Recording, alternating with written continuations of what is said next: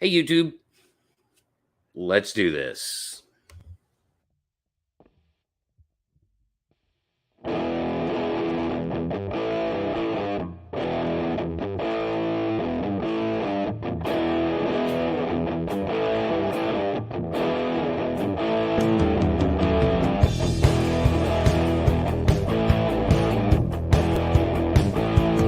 Back to nature, climbing higher. Woods are thick, hiking alone. Hear a tree crack, loud as gunfire. Stops you cold, chill to the bone. Hear the growling, turn to howling. Something's prowling, just out of sight. Beast in the night.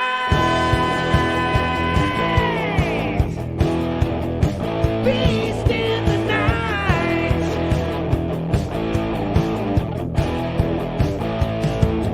The forest has fallen silent.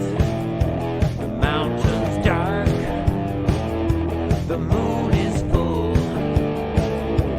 Catch the black shape of a giant, 8 feet tall, unbelievable.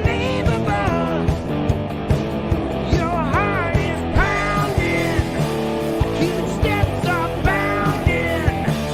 Your hope is drowning in the fading light. Beast in the night.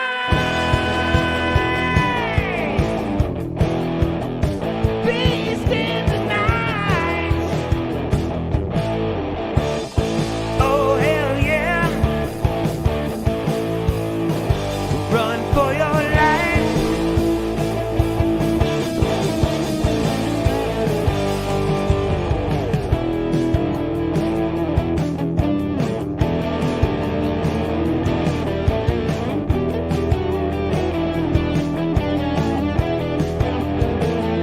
Step it up.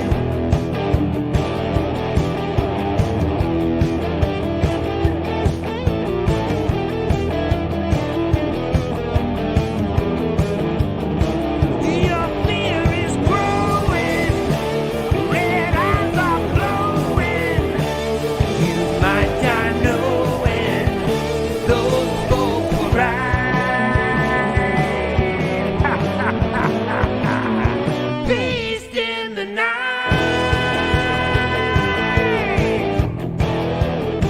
Beast in the night. Beast in the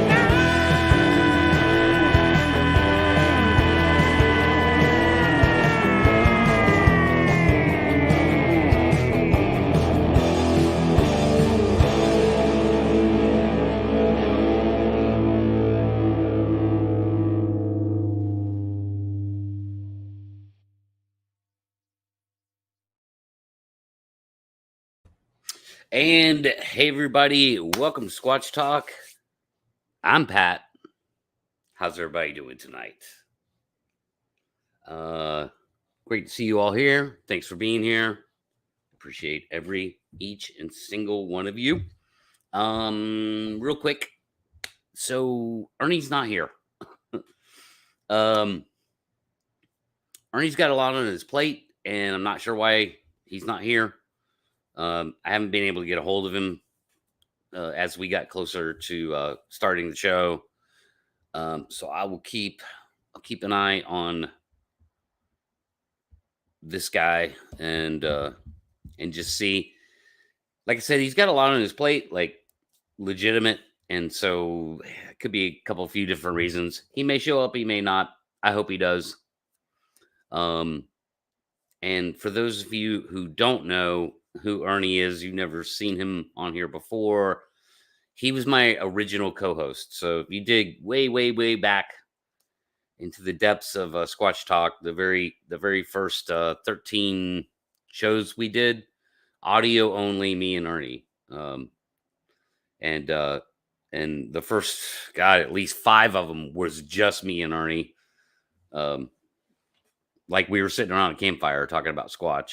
So that's what Squatch Talk was born out of that. And so Ernie will always be a part of the show, but he can't be here often. So anyway, that's the deal with Ernie. Hopefully he'll show up. If not, we've got some other people lined up, which they were going to be coming in anyway. But hey, everybody, I want to say a special thanks to our new subscribers. You guys might see some people in chat you don't recognize, who came over and decided to subscribe to this channel from Josh's channel, The Lab 2.0, which is a true crime channel where they discuss sort of mysterious disappearances and criminal cases and all that stuff. So Cornell and I went on to Josh's channel to talk about just different things. We talked about a lot of we talked about some Squatch, and so his audience, they were kind enough to come over here and hit that subscribe button, and I appreciate that, guys. It was a nice little sub bump, and welcome to the channel. Appreciate you being here. And so pretty much every time we do a Squatch Talk show, you get something at least a little different. And tonight's show this is what we're going to get. I'm just going to kind of warm us up, and then I'll start bringing some panel people in, and hopefully Ernie will jump in. That'll be fun. So yeah, that's it. And oh, by the way, I'm going to have Josh on my channel. I just need to book that with him. We'll see. It'll be on a Sunday. I can't say it's going to be this Sunday or when, 'cause holidays, but if I could pull it off this Sunday, I'll certainly try. So Josh from the Lab 2.0, and thanks again, Josh, for having Cornell and I on. I'm going to have you on and kick off my my brand new show. So when Josh comes on, I think that's going to be the first episode of other YouTubers, which will be a Sunday show. It's not going to be a Sasquatch show, even though we might talk Squatch a little bit, but it's not going to be centered around Sasquatch. It's going to be centered around whoever the guest is and what their YouTube channel is. It's the whole point of the show, is like cool YouTube channels that I like, and getting to talk to those people and talk about their channel and the subject matter of their channel. So I think Josh is probably going to kick that off because everybody else, I think it's going to be probably past the holidays. Some of the other people I've talked to, but I'd love to go ahead and get that show up and running, and that'll be that'll be a Sunday show. Probably mid-afternoon Eastern, 4 Eastern, something like that. We'll see. Okay. Breathe, Pat. So, what's up, everybody? How you doing? See a lot of familiar faces, and then some that not so much. And again, welcome to the channel. And I disagree with that statement. Jorge's here. Our buddy Jorge. I don't think so. Like, I've found all kinds of interesting people on YouTube. Like the channels I subscribe to, man, I love those channels, and those people, a lot of those people, some of those people are super interesting. So, you want to debate about it, or hey, we can have a little debate. I'll get Amy on the phone. Get her over here. Just kidding. What's up, Vaughn? How you doing, bud?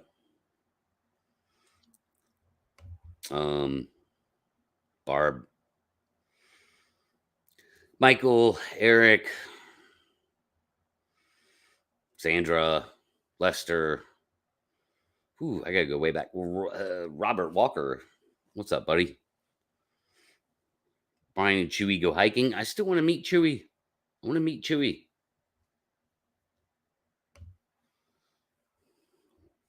Where's Chewy? I wanna hang out with Chewy. So what's up, guys and gals? Sorry, I have a bad habit of just saying that.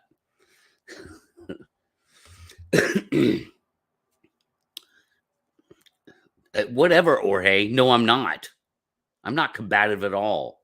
I disagree. Just having some fun with Jorge. He's a fun guy to have around. He's a good guy. For those of you who don't, for those of you who are new, you may not get some of the things I do are in jest. I very, very, very rarely have to actually engage in any other way except for jest. So what's up? What are we going to talk about? Like, Ernie not being here for the opening of the shows isn't throwing me off, but it's made me have to like do a hard shift that I wasn't prepared for. Because I sort of had a good intro bouncing off of him. Crap,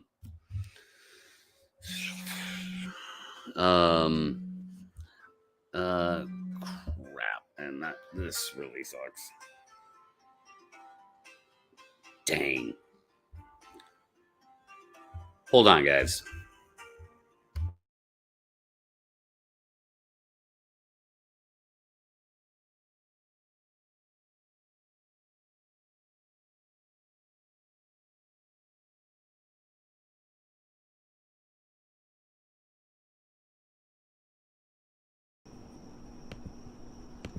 That this is part of the problem is that the people that should be doing good quality evidence aren't doing it, or they're doing very little of it.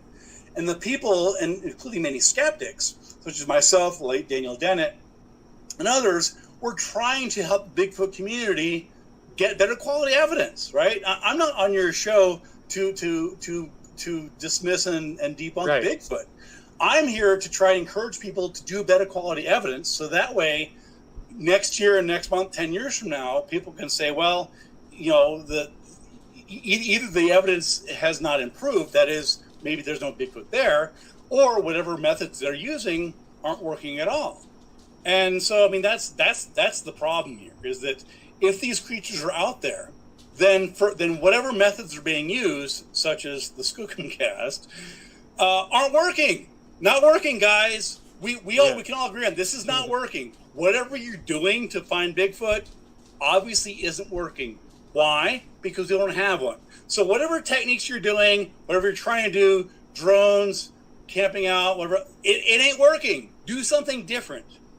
So this is part of the problem. And by doing something different, it may mean better quality technology. It may mean better, more search teams. There's lots of things that you do differently. But at the same time, if those don't yield results, at some point you have to say, maybe it ain't there.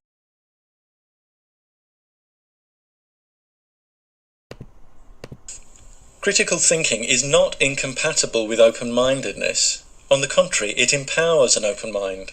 Even though demanding valid evidence may lead you occasionally to reject ideas that are poorly supported but nonetheless valid, if and when evidence accumulates for those ideas, an open mind will allow you to reconsider them and possibly dislodge false ideas you'd previously accepted as true. This approach is promoted by science.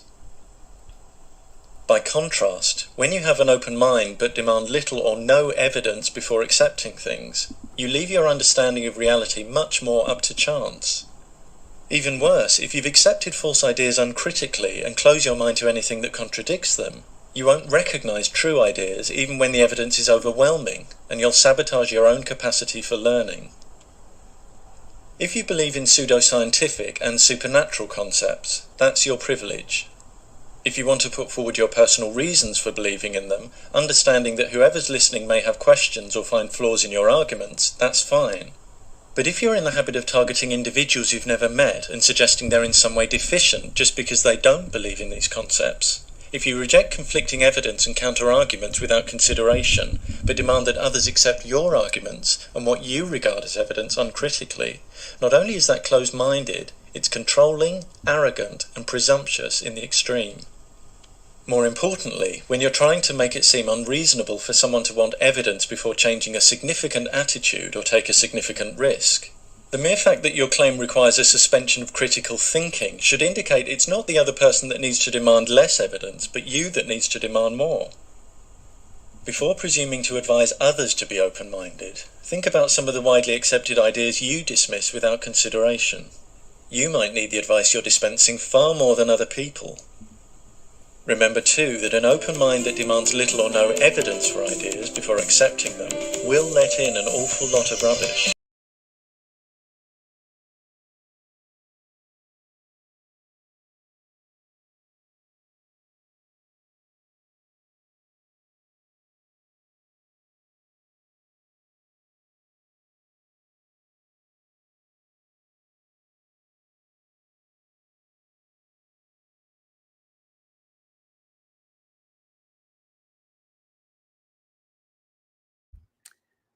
Hey guys, sorry, I'm back. Thank you for the muted shout outs. But that was a very important phone call I had to take. I wasn't expecting it till tomorrow. But it popped up and I had to take it. And so I apologize. It doesn't happen often, almost never on my own show, especially when I don't have anybody here to cover for me. But bam, we're back. And thanks for all the muted shout outs. I appreciate that. So yeah, the show's off to a rocky start. Doesn't happen often. Anyway, so what's going on, guys? What are we talking about? What are you guys talking about? What were you guys talking about? Were you guys arguing with Jorge? I mean, come on. Jorge's he's a good dude. He's just not convinced. And that's fine. That's welcome here. Skeptics are welcome on my show. So if you're watching for the first time and you're skeptical of Bigfoot, you're actually welcome here. You're not, we don't shun you. Just, I mean, you know, as long as you're like, you're added, what is it? Skeptics with a capital S can be kind of annoying. Basically, don't talk crap. You know, if you say to somebody like, "Oh, Bigfoot's stupid," it's ridiculous. That's just crazy talk. Then, I mean, good luck. Good luck with chat. That's all I can say. You're on your own. No, I'm not talking about that, Robert.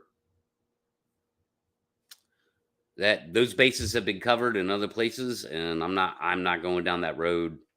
I'm not. And I have my reasons for it. Because it's a slippery slope kind of situation with me. So not going there. Cool. But you know, thanks for asking. Get out of here. Somebody get this guy out of here. Get him out. Skeptical of drones. Are you skeptical of cars? It's all good, Donald.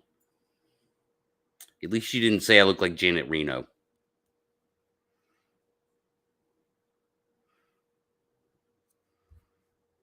Well.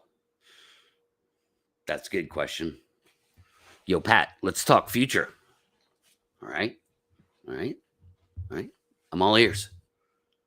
What do you think the next big thing that will happen?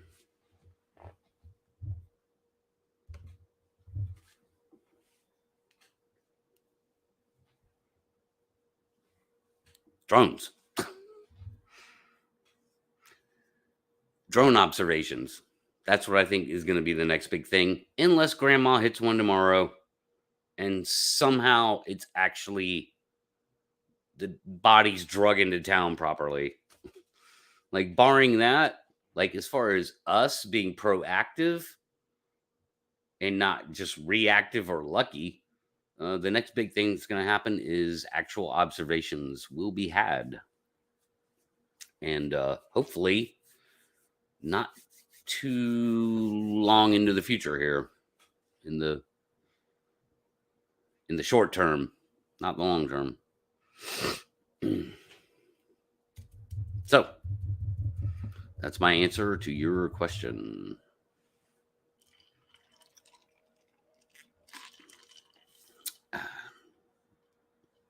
Yeah.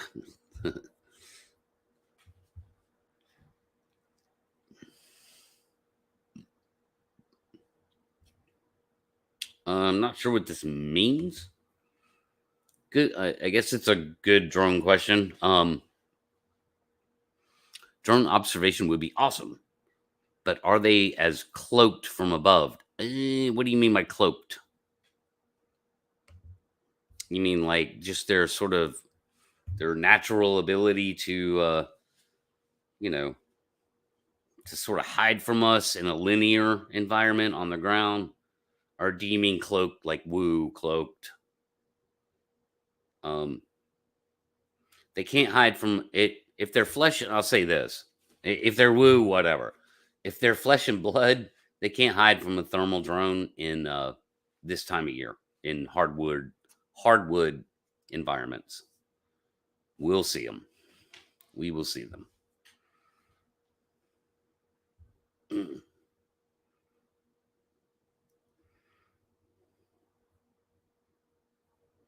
Yeah, do I think you could think one could drive themselves literally insane trying to do that? Yeah, that's not a thing. That's not a thing with me, man. I don't think that'll ever happen. Way too much pareidolia involved with that. Yeah, I saw you talking, Donald. I saw you talking about rock fights with them the other night somewhere. I can't remember where. I'm like, what is Donald talking about? Like, you think we could get in rock fights with them? Good luck with that, dude. The team.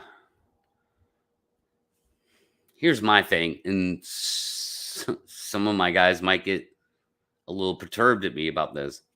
I think the only team worth advancing on a freaking Sasquatch is a squad of Navy SEALs. That's it. Like, that's it, man. I'm not even sure that's the right team, but if there's a team in the world worth pushing into advancement on an actual Sasquatch, it's SEAL Team 6, right? That's the team. Not Bigfooters. Sorry, Patrick. Vaughn might disagree, but he might agree. I don't know. Oh. Speaking of which, yeah, we haven't been on too long, Ray. Show got off to a rocky start, but I'm trying to pull out of the nosedive here.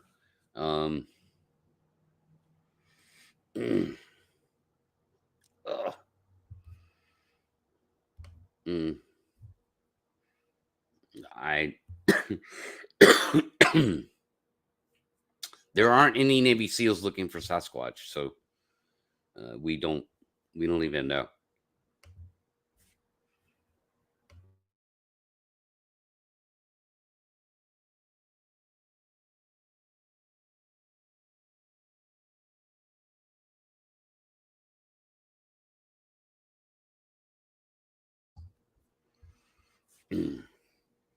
Okay. Yeah, that's correct. You are correct, Barb.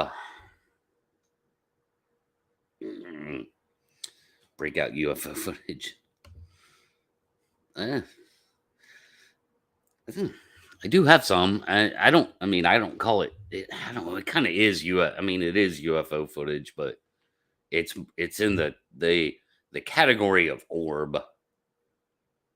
And I didn't take it, but I know the person that did take it. I have the story that goes along with it, and yeah, it's definitely not a hoax. That's for sure. I can't explain it, and I understand. I have a real good understanding of things operating in the air, for sure. I'm like, I can't explain that. And it happened right here, oddly enough, on my part of the lake, which kind of weirds me out too. But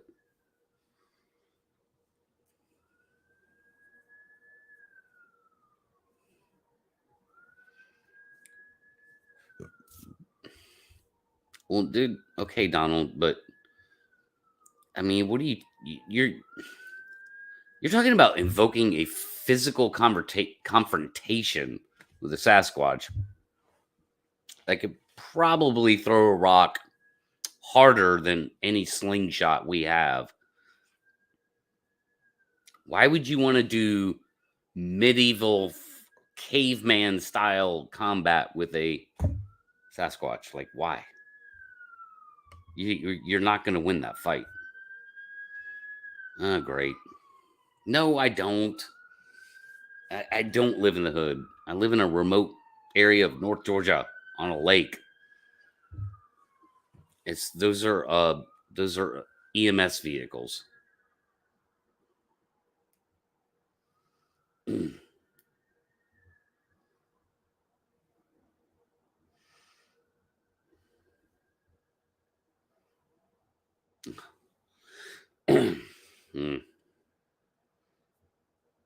Anyway, so what else? What else is going on? Yeah, yeah, dude. I should ask Vaughn about that.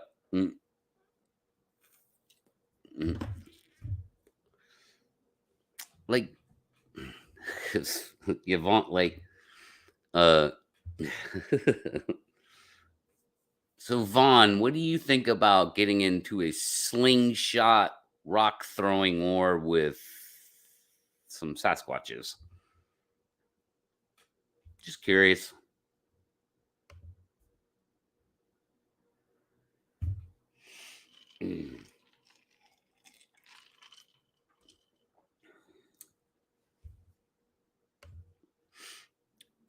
I hear you, man, but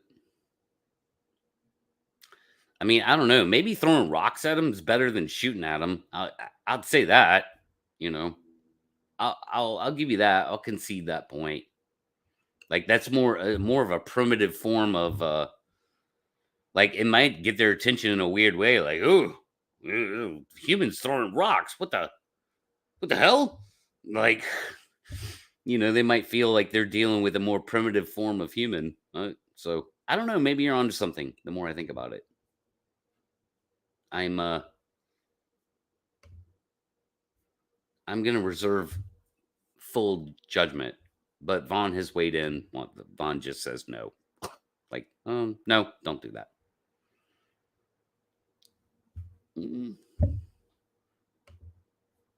There's lots of ways to get their attention, man. Your presence gets their attention. It would appear. Like, you know,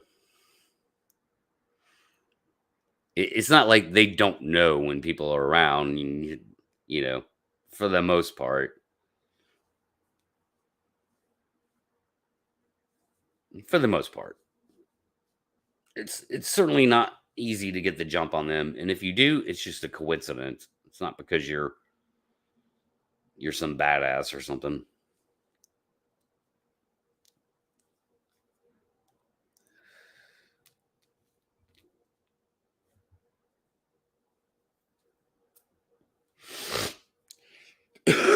So anyway, yep, it's about that time.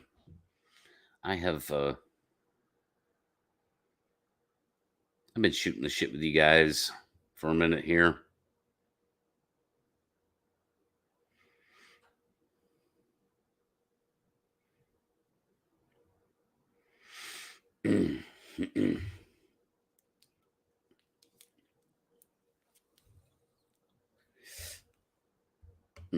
I hear you, Harold. Like, maybe.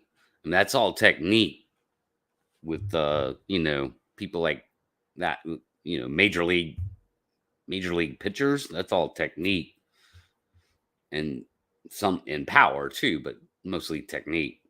And Sasquatch just all power. I have my reasons, Uncle Bones. I'm not a person that can get a $10,000 loan, basically. Like, that's not my that is not my place in the class system of our society. But doesn't mean I can't get one. Doesn't mean I can't get one. And I will. Okay, now I gotta deal with this. And no, Tim is not here tonight. Like, usually Tuesdays nights off, especially this time of year. So I have to juggle all this myself. All right, so Ernie just texted me. How can I get the damn link on my phone? I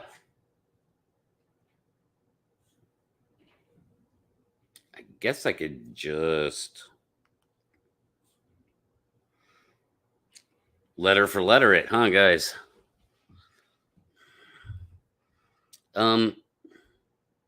Maybe, I'm very skeptical of how successful that would be or who would care, honestly, because when I talk about drones very passionately in the Bigfoot world, and to me it's mostly just crickets.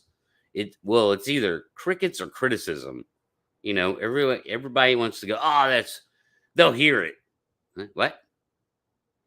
They'll hear it. Send it in private chat, but I would need one of you. No, I'm trying to get it. I don't have StreamYard on my phone.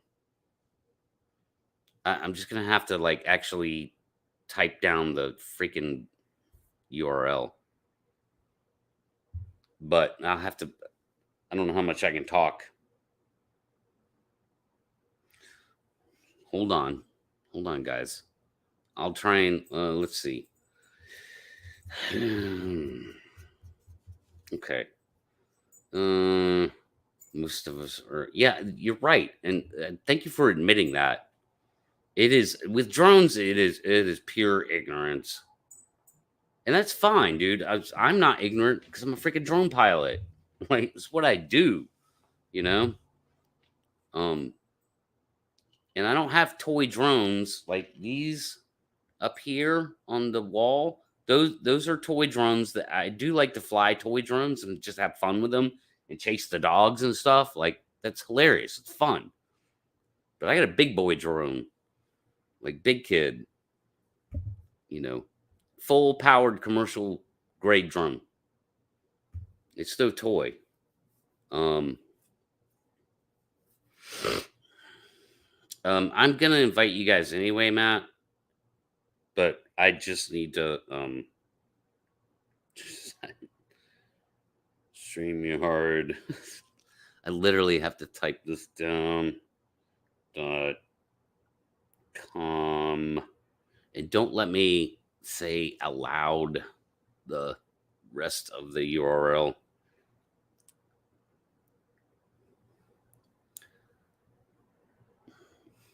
See, I want to already. That's how I memorize things. I say things out loud.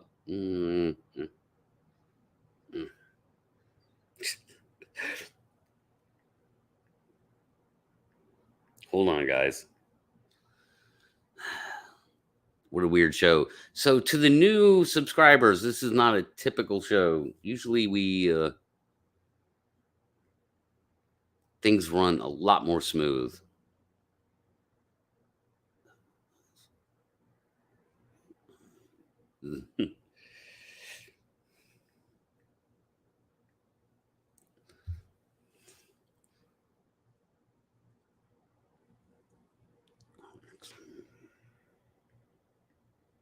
Okay, let's see if this works.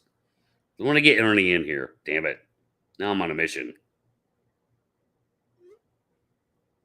Aha. That looks like a link to me. Okay. Hopefully that works. All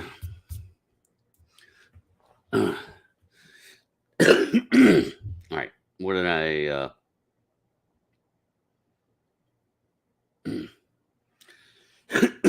sorry guys. Yeah, right.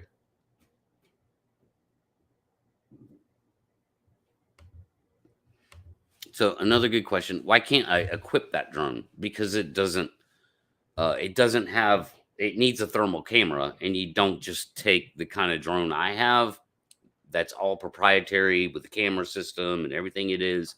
It's made for like videography, you know, so it's made for art. It's made for to replace a helicopter, literally.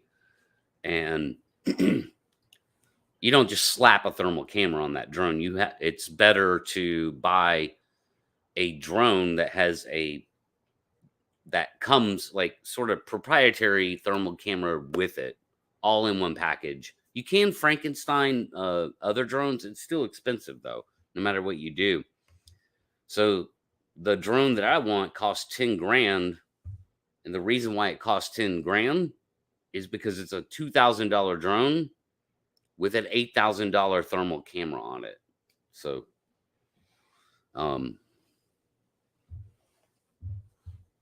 so it's all about the camera. It's all about the the quality of the camera, and that's how you get good footage. So with this advanced thermal drone system, it's a $10,000 system. You're gonna get advanced imagery. You're not gonna get thermal blob squatch. You're not gonna get all this crappy ass FLIR that gets passed around the Bigfoot world. That's just horrible. You know, horrible cameras. They're bottom of the line FLIRs. Nothing to it.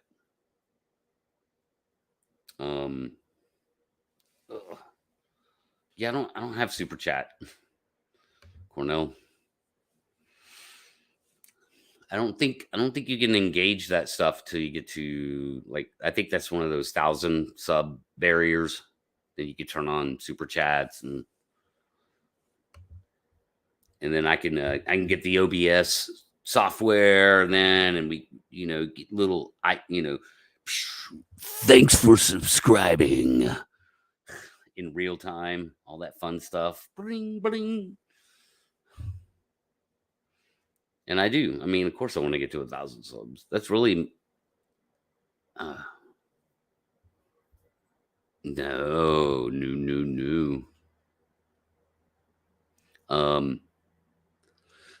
See, Carrie did exactly what I was saying you don't do. It's not criticism, just is what it is.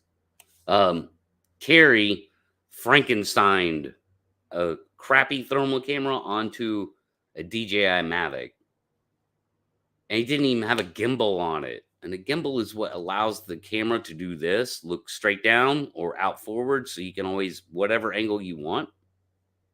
Very important, you move in how you move the drone, what the camera can also do. He had a fixed crappy ass thermal camera. It was useless. He admitted it. Like, so I could say that without criticism back on me. He went on air and he admitted that himself. So that's why. Yeah,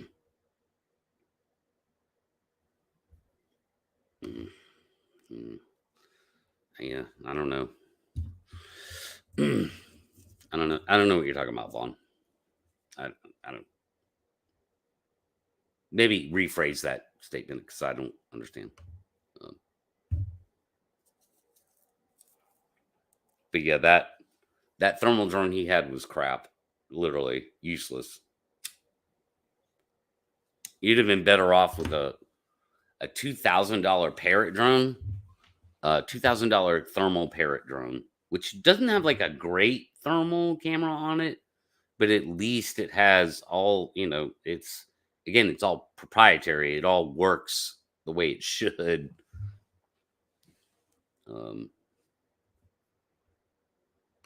Yes, Matt, of course. It gives people a way to say whatever the hell they want to you. Donate $2 and be like, Matt, I think you're full of crap. You kind of have to take it, right? Well, you just gave me $2, so all right.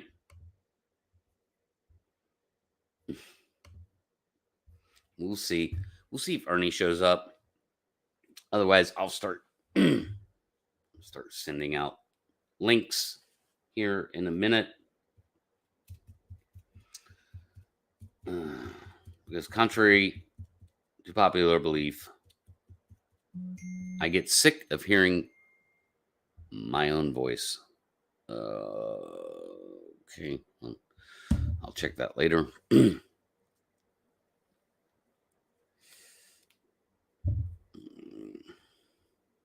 All right, so where are we at?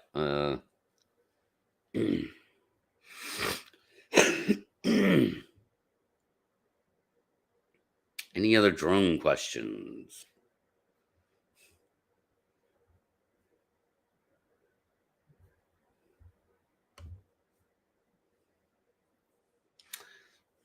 And battle we can do. Here's a little challenge. How much territory can you cover in a kayak? How quick can you cover a 4 square mile area in a kayak versus me flying a drone? There's a challenge.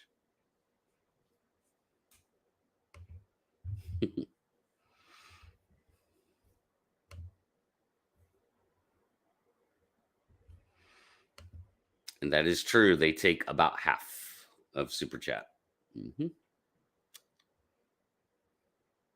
But whatevs.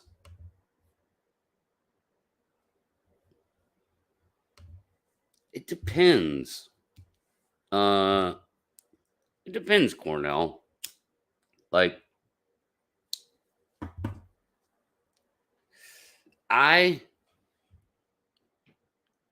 got into it real quick for a couple of different reasons. Like, I fell into it, because number one, I had a passion for it.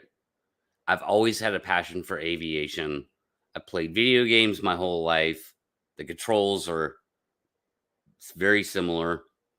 I understand aviation. I've actually flown airplanes, believe it or not, not much, but I've flown an airplane as much as I've ridden a horse, and on this planet.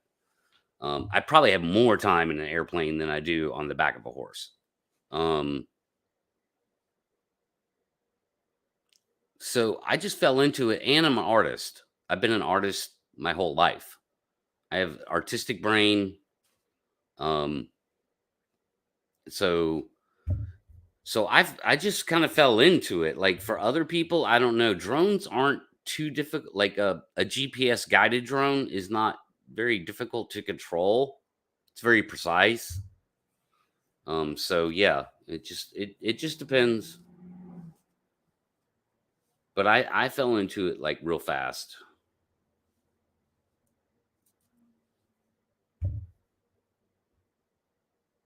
So if that answers your question, it's hard for me to gauge like normal people without being like too judgmental. It's just what happened to me. Like I said, I fell into it, man.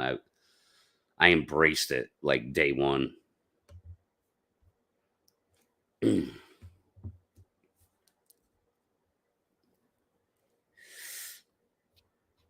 Now somebody's asking, ring licensed. Ring. I don't understand that. I don't know if that's a typo. Does that relieve you of these new drone laws? So I've said it before. I'll say it again. There's only one authoritative body that can tell me where I can fly my drone and where I can't. Oops, I didn't mean to pull that up. And that is the FAA, the Federal Aviation Administration, is the only authority that controls the national airspace. And that goes for even 50 feet above your rooftop, wherever you live. You don't control that airspace. The FAA does. And the FAA is the only body that can tell me where I can fly and where I can't. Now, how a lot of these municipalities try and get around that is to say you can't take off and land. And so they have a good point there. So they can control that because they can control the ground. The FAA doesn't control the ground. They control the air. So the municipalities cleverly say, well, you can't take off and land. And there's easy way around that is that you take off and land off your car, which is your property. That's considered your property, like your house. Same reason why the police can't just search your car, because it's it's basically an extension of your home. So I can take off and land from my vehicle, and so that gets around that one. And then from there, we get into you can't operate. And so that becomes that's where the real legal issues come into play. And I say to that, they can't tell me I can't operate an aircraft. Again, that's an airspace issue. It has nothing to do with the fact that I'm standing there. I'm on public land. I'm allowed to be there. You can't tell me what I can and can't do outside of, normal laws. Anyway.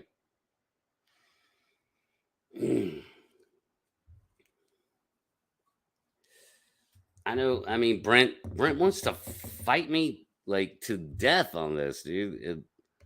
I know that you say that the national park, first of all, that's federal land. If it's a national park, that's federal land. It has nothing to do with Washington State. It's actually not Washington State. It's actually federal property. And again, I mean, that turns into a very legal argument. But they don't control the airspace. The National Park Service doesn't control the airspace. So that it'd be like the National Park Service saying, you can't fly commercial planes over our national parks.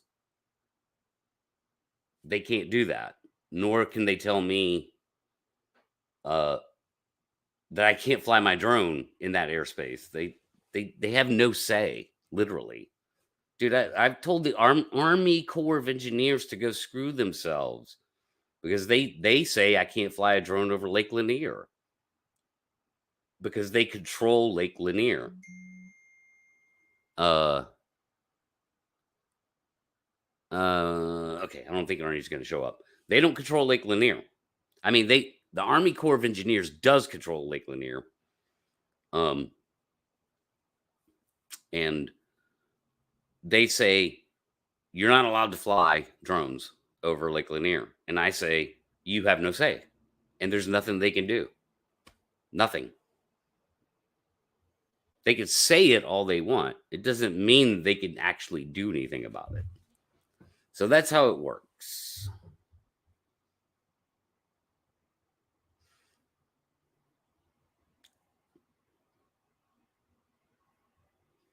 Okay.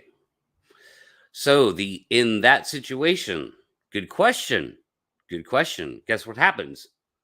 The FAA puts a no-fly zone around that area. So they smack a no-fly zone around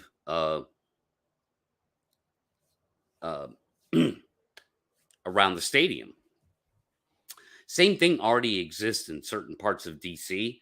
So there's all kinds of like little, very unique areas, right? High value, like high important, high profile areas that already have the FAA zones slapped on them. So at that point, the municipalities or the authorities, boots on the grounds, it doesn't have to be a FAA guy there to ticket you. They'll just arrest you for flying a drone around the Super Bowl. And they can do that because they've said it can't be done. And what's backing that up is the fact that the FAA has made that a restricted flight area. Bam, there you go. That's how it works. But good question.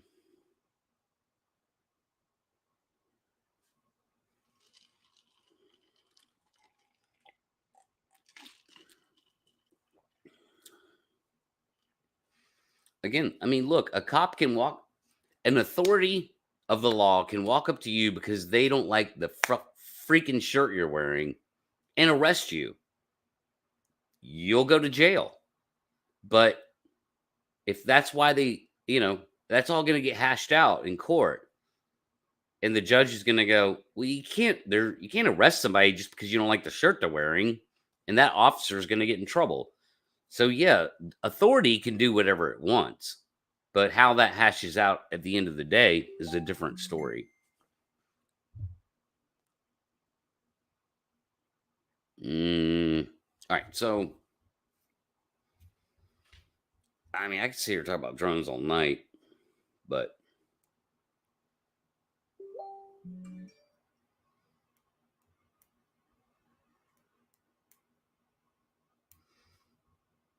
right. So exactly. So these places that say you can't fly here, what they're saying is you can't take off and land. They at the end of the day, they have zero authority over the airspace. Again, I can get around that whole take off and landing thing by taking off and landing on my vehicle, which is my private property. It's an extension of my home. It's not government land. Anyway, and yeah, so you can't fly around the White House and most pretty much anywhere in Washington, D.C., you can't fly a drone. And again, that's backed up by the chart, the FAA chart. Anyway, I think the drone conversation's gone on too long. Ernie says he can't get it to work. And he's not having a good night. So we'll go to plan B. Which actually was a part of the plan the whole time. It just I wanted that open discussion with Ernie. I wanted Ernie on.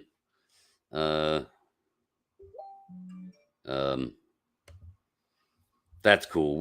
We'll get Ernie on, next time or whenever. We'll see. And I'm gonna go ahead and fight you too, Brent. But I don't want to talk about drones, Brent. So I'm shutting down the drone talk. Shutting it down. So we'll see. We might have a good panel here in a second minute, second minute, in the second minute. You know what I'm saying? Ugh. All right. I hope I did that all correctly. And I did. Hey, so I was planning on having this gentleman on tonight anyway. And I think he could vouch for that. So please welcome to the show, Mr. Thomas Greenberg. Oh, we got feedback.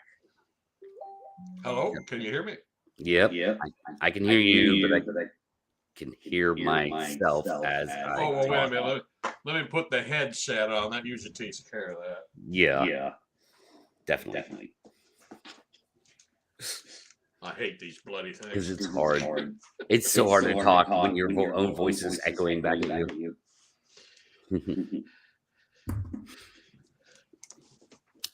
Mm. Mm. All How's right. that? Check 1 2. Oh, check test 1 2 3 4 5. Yep, that's right. We're good. Okay. Yeah. Hey, Mr. Steenberg, how you doing, man? It's been a minute. Hi, Pat. It's been a while, but it's great to see you again. Where's Ernie? Ernie couldn't make it tonight. We tried. Oh, okay. Well, he Yeah. having problems with getting around, is he? No, it's just that he just had things on his plate, I guess, man. And he tried. He did try, but wasn't able to pull it off. So we'll see him next time. But he's always fun to have on and talk to, man. He's like you. Like I said earlier, he's an encyclopedia, a Bigfoot encyclopedia. It's like he knows all the names, all the dates. You know, whenever I need, I'm like, who was that guy? Blah, blah, blah. And he just knows exactly who I'm talking about. It's like things that I can't remember. So, Well, I'm not as good as that as I used to be because I'm getting older, and sometimes the mind just goes blank. yeah, Who are you? for me, again? I just don't memorize a lot of like history of the Bigfoot Mhm. world. I just kind of focus on the things I focus on, and I'm more focused towards the future. So the past eludes me. You know, some of those facts. Mhm. Some I retain, some I just don't. You know?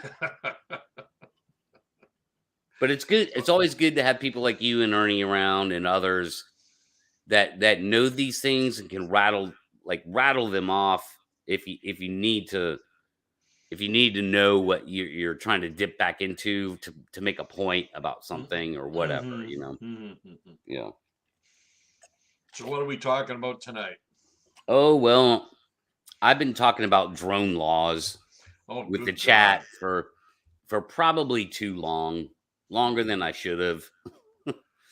Yeah. But they asked, hey, chat asked some good questions actually, and fortunately, I knew the answers. So it's important to me as a drone advocate, not just in the Bigfoot world, but in the real world, because drones are often looked at as very suspicious things, almost, right? Like almost Well, cloak and dagger things, and well, people like us love them because they're a great tool to have in the bush to cover distance and distant creek beds and things like that, and lake shores that you can't get to right away. We love them, but people in the city hate them because morons using the peeking windows and yards and things like that. So yeah, and I don't know what it's like in the States, but here in Canada, there's been so many new rules now. You almost got to be a helicopter pilot in order to fly one almost. And of course, the government's using the COVID crisis to turn us into a police state. So new laws coming out left, right, and center that basically restricts you your drone up above your driveway and nowhere outside the driveway. yeah. Well, Yeah. I had to get basically. I mean, I had to get a pilot's license, and Mhm. so it's a certain type of pilot's license. Yeah. It's a remote pilot's license, but I had to learn aviation knowledge Mhm. to get that license here in the U.S. And so I had to study. Like it was weird because I'm like God, I haven't taken a test since I was in high school. You know, like Yeah. um I have a and friend and fellow researcher here who has yeah. one, and we've used it a few times out in the woods. It's a great tool to have. He takes it off the other side of the Fraser River and stuff like that. We're in that area, and I lose sight of it. I've lost sight of it, and Like all I see is this little screen at getting right down, looking in caves on the side of the hillsides that we couldn't see except through binoculars. And Yeah. the one he had is set up that it knows when it's going to run out of power and it has to come back, and then home's right back at the home base. So Yeah, my mine biggest too. fear was always going to run out of juice and fall into the river or something, but it knows. So Mhm. and it comes home. Yeah, that's yep. Yeah. Yep, they do. Yeah, That is that's a good safety feature Yeah. because that's the easiest way to lose a drone is to take it too far out, run the batteries too low, and then try and bring it back and there's a headwind. Yeah. And that's how people lose drones. You're for right. the vast majority. Yeah. And then it can't get back in time because of the headwind and that power goes out. And at that point, you either have to land it somewhere and go find it, or it'll just drop out of the sky. Yeah. Yeah, that can be an expensive thing to lose. Yeah. They seem to have their own radar now, so you can fly them among the trees and it won't run into them. So yeah, they're getting pretty good and pretty sophisticated. Like They the things we are. used to see in science fiction movies 10 years ago.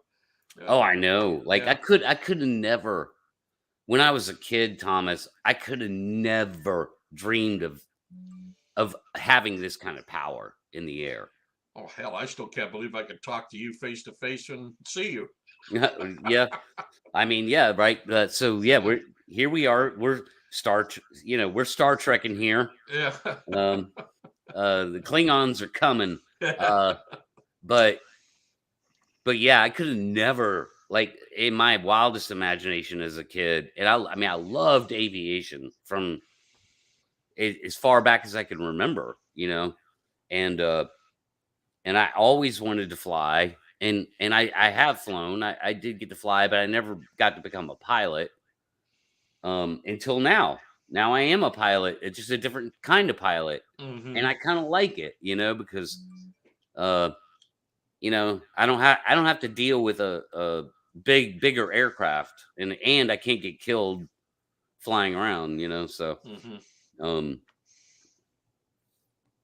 it's kind of it's pretty crazy, man. It's Well, I remember when I was fun. back in the early 1980s when I was doing my military service, we had, I can't remember the technical name for it, but it was known as the flying peanut. It was basically about 5 feet high, shaped like a peanut with blades in the middle. And the control system for this thing was like on the back of a truck. And the pilot would do recce with it, or as you call it, recon with it. And it was a military. Now you get a little drone that can do everything this thing did that fits in your pocket. Yeah, it's Yeah. it's crazy the drones Mhm. the military have. They've got these little dart drone things, man, Mhm. and they're so expensive, and I can't figure out why. I'm like, they can't be that good. Like, they're probably good, but they can't be that good. Mhm. But I will add now to the conversation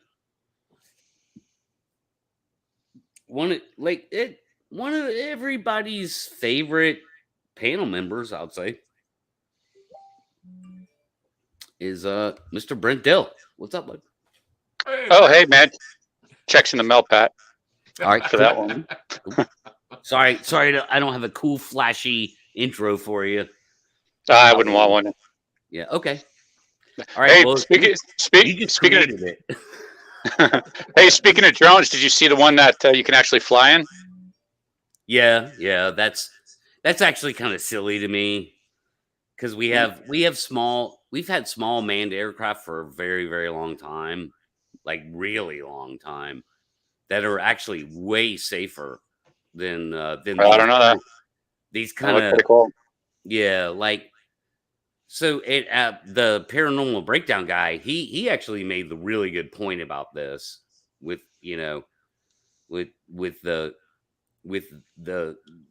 drones that people are flying in and then the flying car concepts and some of the other concepts that have come and gone. If you notice, he's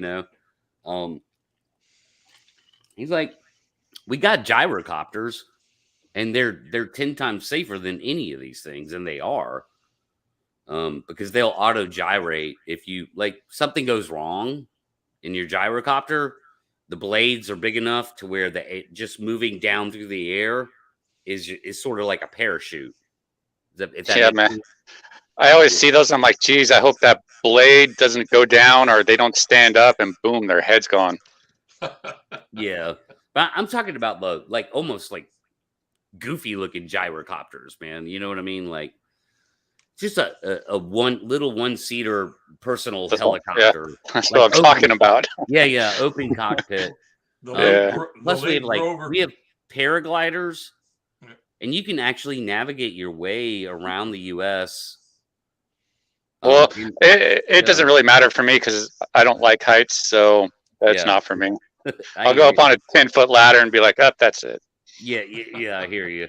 I'm getting there too, dude. I can't go past 20 feet anymore. Like as far as a ladder goes, an actual ladder, 20, maybe a little bit, 24, and because I got ear problems, and I think it's like something's wacky with my with the your ears are kind of, they gyroscope you and stuff. So I get 24 feet up in the air on a ladder and I get dizzy and it's not safe, Yeah, mine's just a fear of falling. So go ahead, Grover.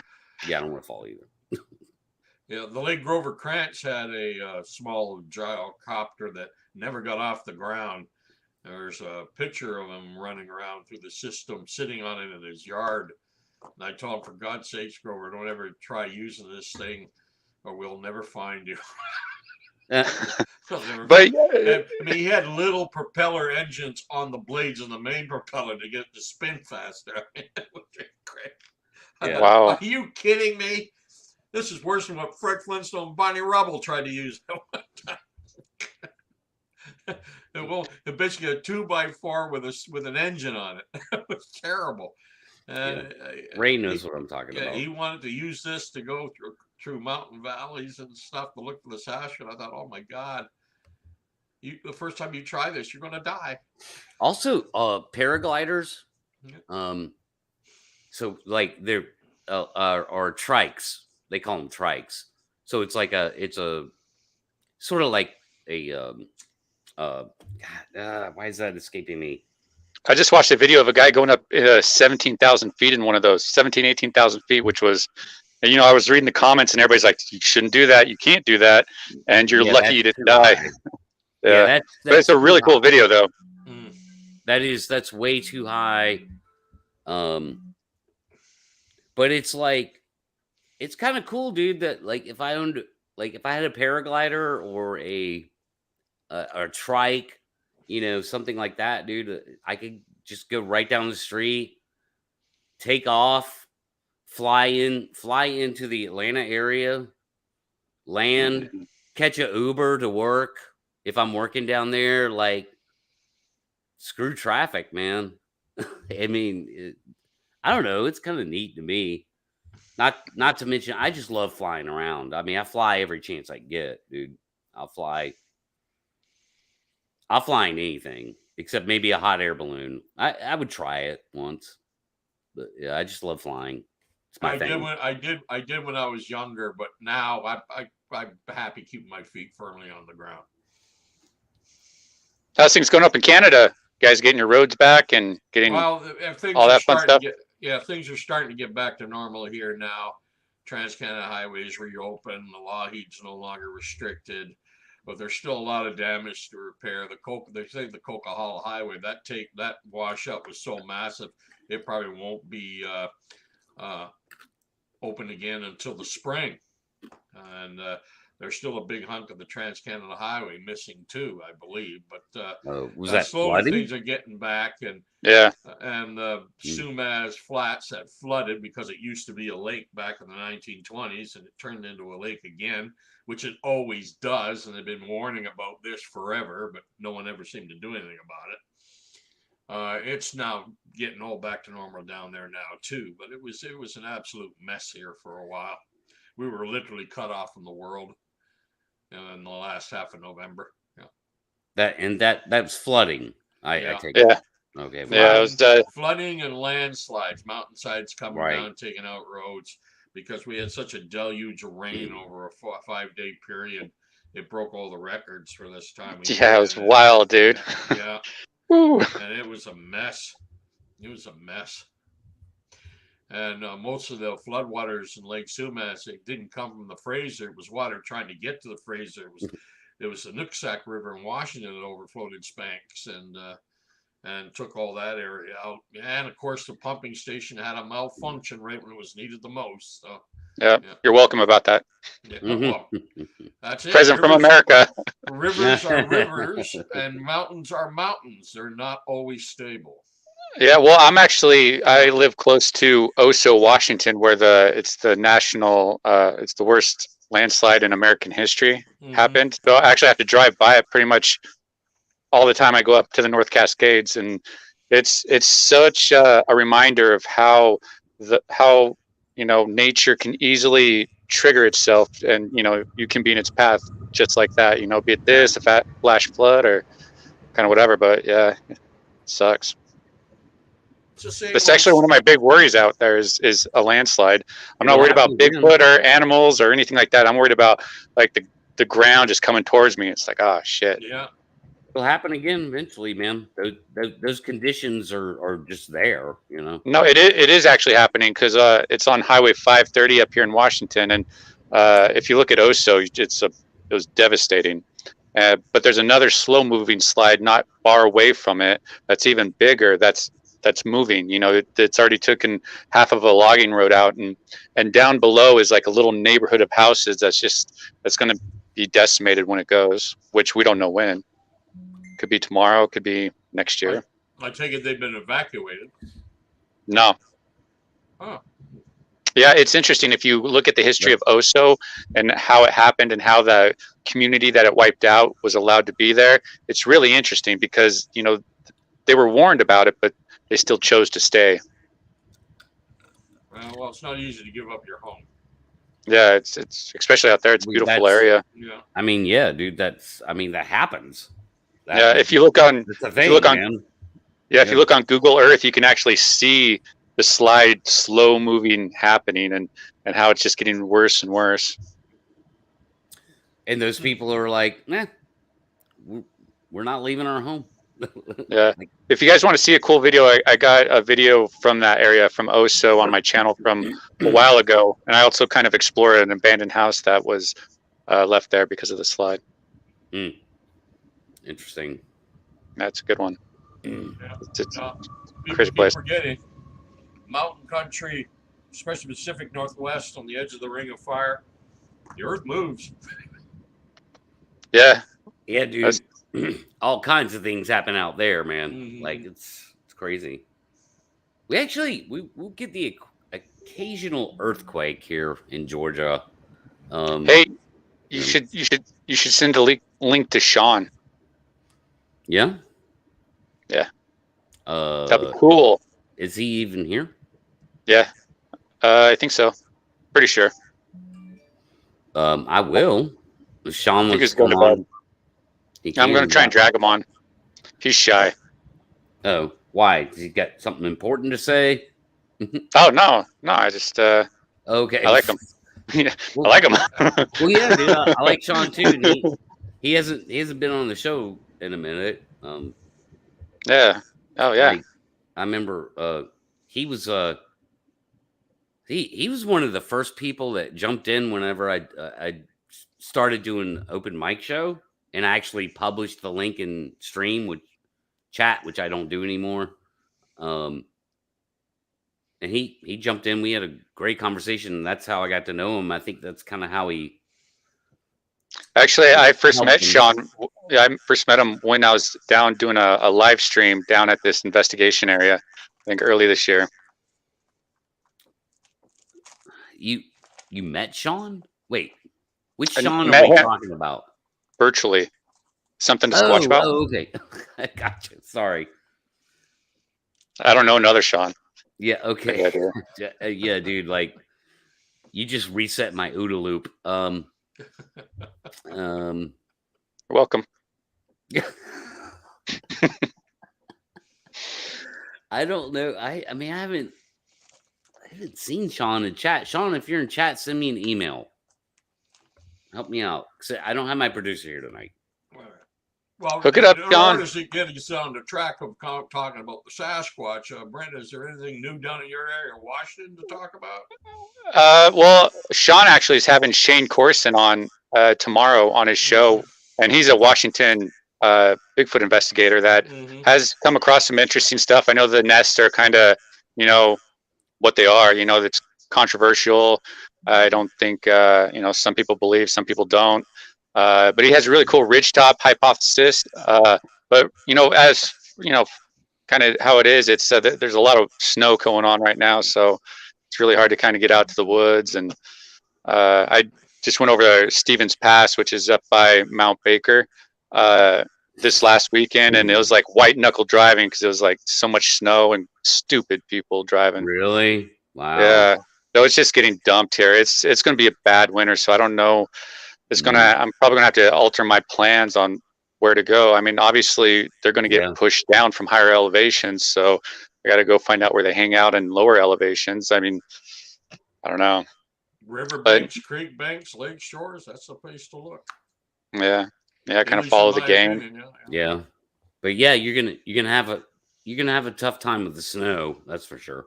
Well, the good thing is it when I do recording, it's gonna really help with whoa. Hold on. Nope. Hello. And with that, we'll bring in the men in black. Took them away. This guy. Yeah. How do I sound? Do I sound okay? You sound great. You look great in the Millennium Falcon. Oh. Well, last time I was on his show, he was in an X-Fighter. Now he's in the Millennium Falcon. Yeah, I like to switch it up, Thomas. I don't like to take sides. Next time I'm going to be in a Imperial Walker or something. There you go. Man, you got to do Star Trek, man. Star Trek is where it's at. Well, that's usually what Steve does. I could never get into Star Trek. What? Steve usually, CC Steve usually has like I can hear myself a warp repeating core behind him. Huh? What? He says you can hear. I can hear myself repeating on someone. From someone. Just a little bit or a lot? Hello? If you guys can't hear it, I don't care. A little bit, just a little. Okay, trace. I can't hear it either. I'm pretty sure it's probably just a little bit of delay that is still with Thomas, but since he put on the headphones, like I'm not hearing it. Test. That's fine. I'm very interesting talk, by the way. I've only asked some drone questions, but you guys keep going with what you're talking about. No, it's okay. We don't keep going. We could circle back, as they say. I don't remember what we're talking about. Sightings, some Bigfoot. Sightings in You were talking about landslides. Oh, yeah. And yeah, the damn Bigfoot up there in the Pacific Northwest, and how they're here somewhere. How Brent is like gonna have a hard time with if it's a bad winter. It's gonna be hard to get out there, right?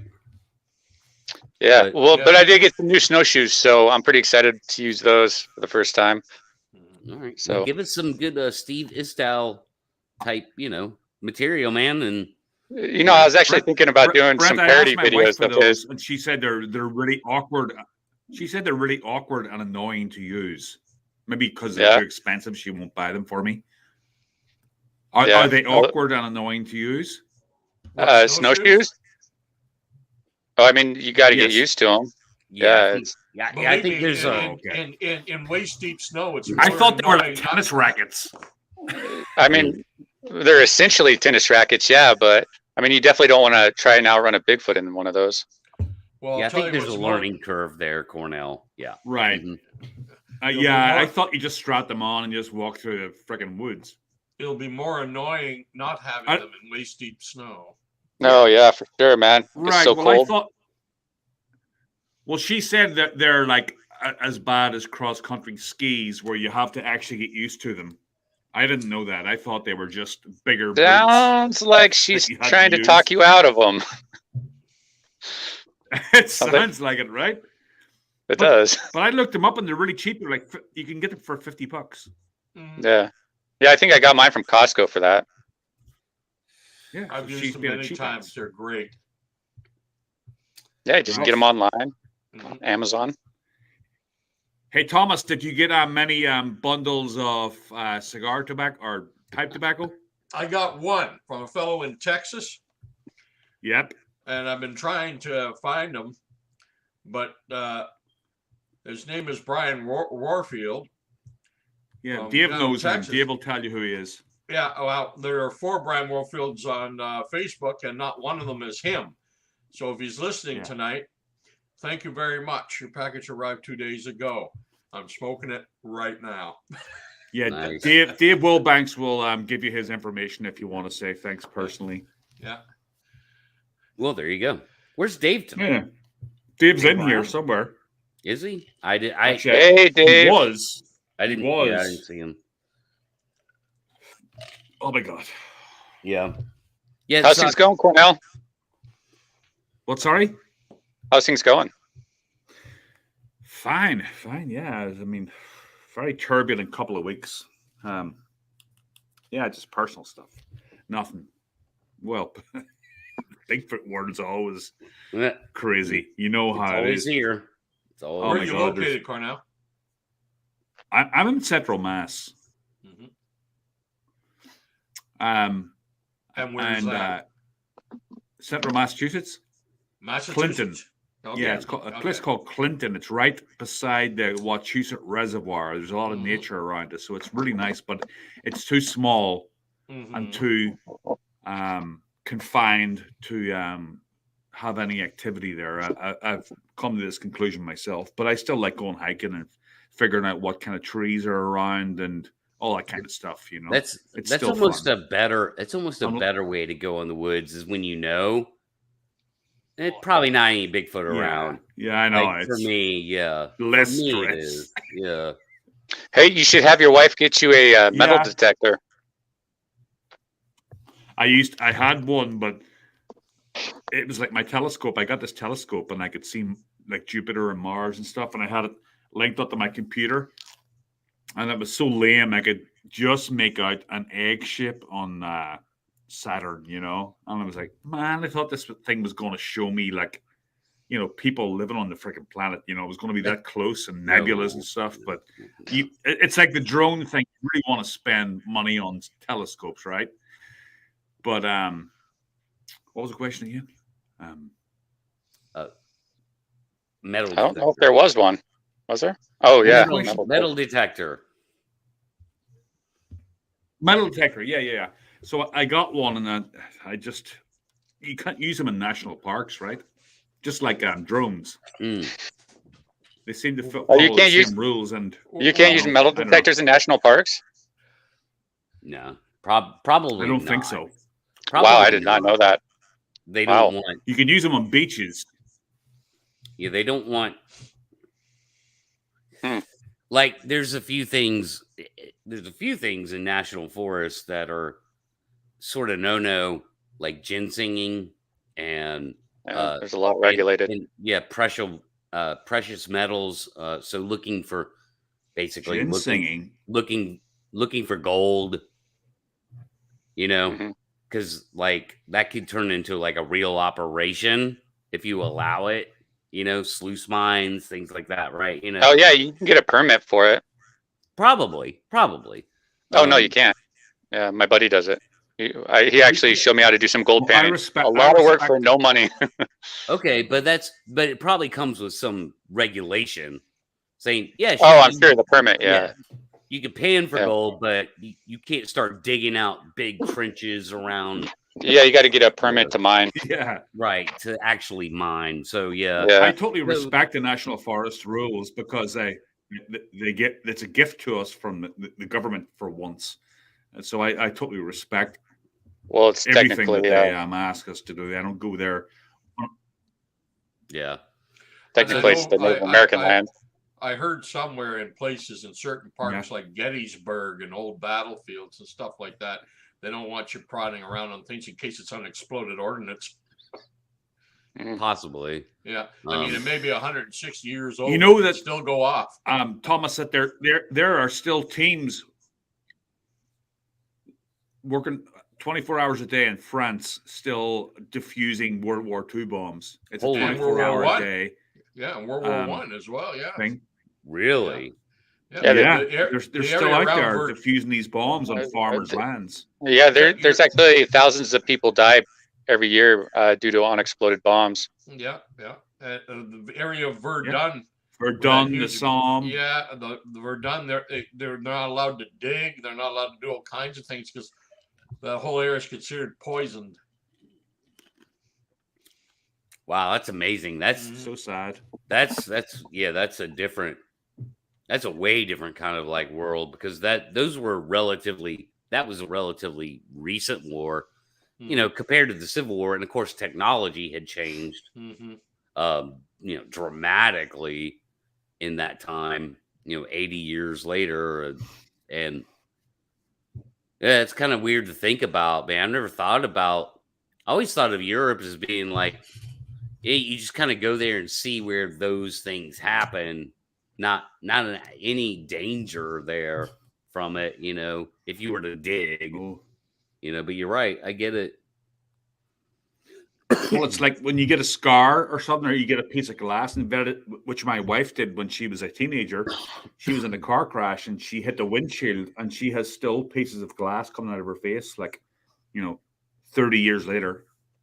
They still come to the surface, and that's what these unexploded ordnance do. They come to the surface, and especially with farmers and stuff, sometimes that happens with farmers. Have you ever listened to Dan Carlin's Hardcore History? He has a great series called Blueprint for Armageddon, and it's a 5-series, 5-hour show, each time. It's like 25 hours, and he talks about the First World War, and it's just absolutely a masterpiece.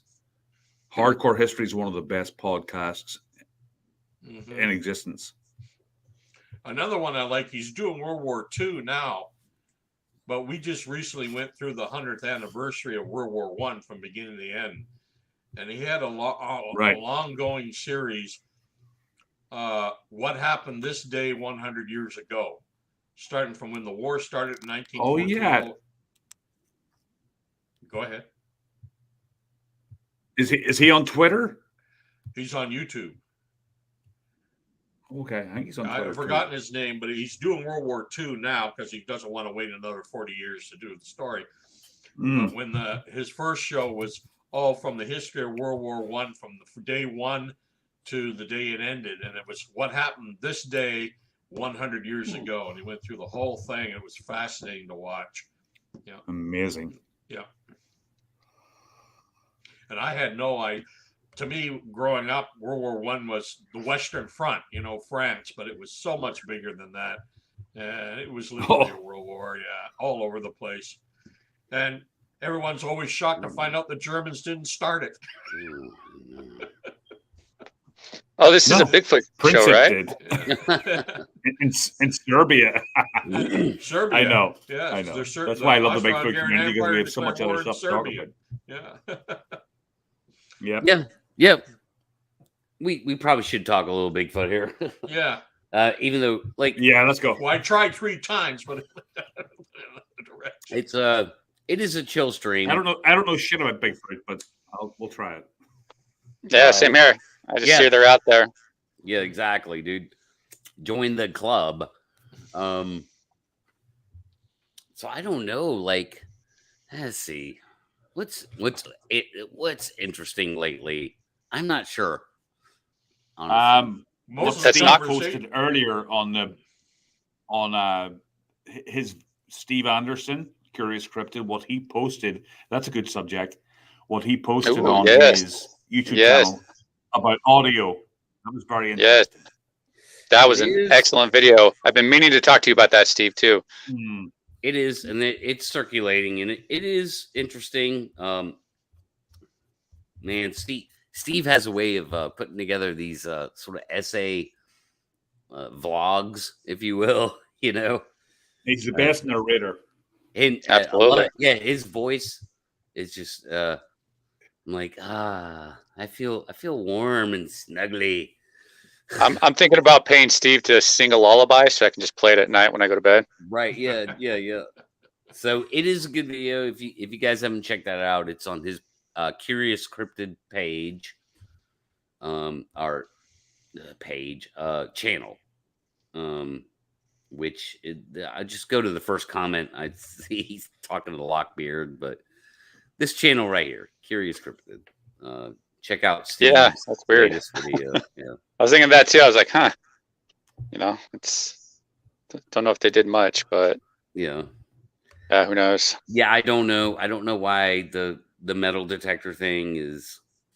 I mean, I guess they just don't want hundreds of dudes running around their national forest in any given area with metal detectors. I don't know.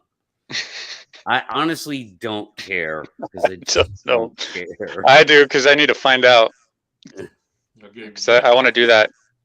Okay, get back to Sasquatch. Yes, I want to metal detect in Bigfoot area. And auto recordings, to me, I still have the same attitude I always did. If you didn't see what made the noise, there could be other explanations for it. Yeah, but Steve did a really good breakdown on the whole thing on various videos, especially one popular one that, oh, Cornell, yeah, you're here. I could tell you about it. You remember that one you asked me about? Oh, hey, do you think this one's real? The one that I posted, I'm like, oh, this is interesting. Yeah, that's on there. It's not real. Did he do the it's fake. Kenny it's layered. Cooper, did he do anything on the Kenny Cooper recordings from the Lummy Reserve in 1975? No, it was just some recent ones, some known Bigfooters.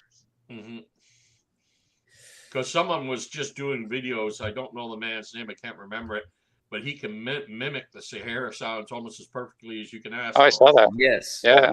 That one has gone viral in the Bigfoot world, thanks to Jay. Jay was the first person I saw post it. Yeah, because Jay's on some Sierra Sounds kick, man.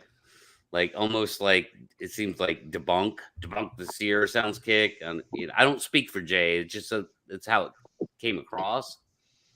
And man, that was crazy, dude. I could play it maybe. What, the Bears? No, he retracted that one. Yeah, that's right. He retracted that. Yeah, he admitted he was wrong. He retracted that one, really, even though it was like noble of him. I've never heard bears make that sound, so I did learn something. Me either. You know what I mean? I learned something from that video. Yeah. Where is God, who's the guys? My head's all over the place. Who's the audio guy? The really cool, like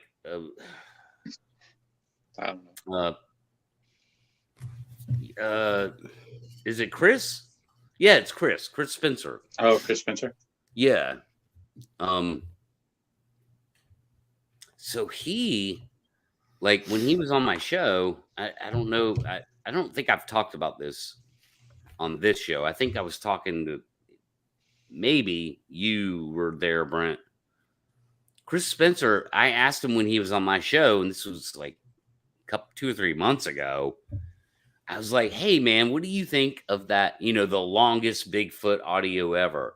And it's that couple that was stranded in the Sierras.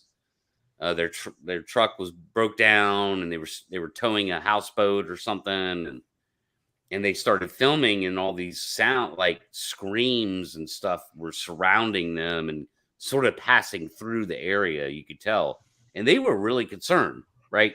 That's the gist. If that's the one I'm thinking of, it sounded very much like the Chehalis sounds that I was involved with in 2006 that I literally witnessed a coyote making. Right. So I asked him about that towards the end of the show, and he was like, yeah, he was like, oh, I've heard, I've heard it. It's been a long time. He's like, I tell you what, man, I'll listen to it again. I'll analyze it. Right. And so I guess eventually he got around to it, and I think it was like last week he sent me this. Just let me bring it up again. Tim's not here tonight. Not that I would have had this queued for Tim anyway, but just give me a second. He sent me this in response to that question I asked him. Chrome tab, Facebook, share. You guys see that? Yeah. No. Yep. I do, but I don't know what it is. Okay, it's a Spectre game, and so I'm going to play it. Hold on. So I need colors. Yeah. So he got back to me. It's more about what his opinion. And here we go. I think because that's all I needed. Hold on, let me. Gosh darn it! Where's Tim? So I only recorded 5 minutes of it because that's all I needed. Because it's the same thing over and over and over.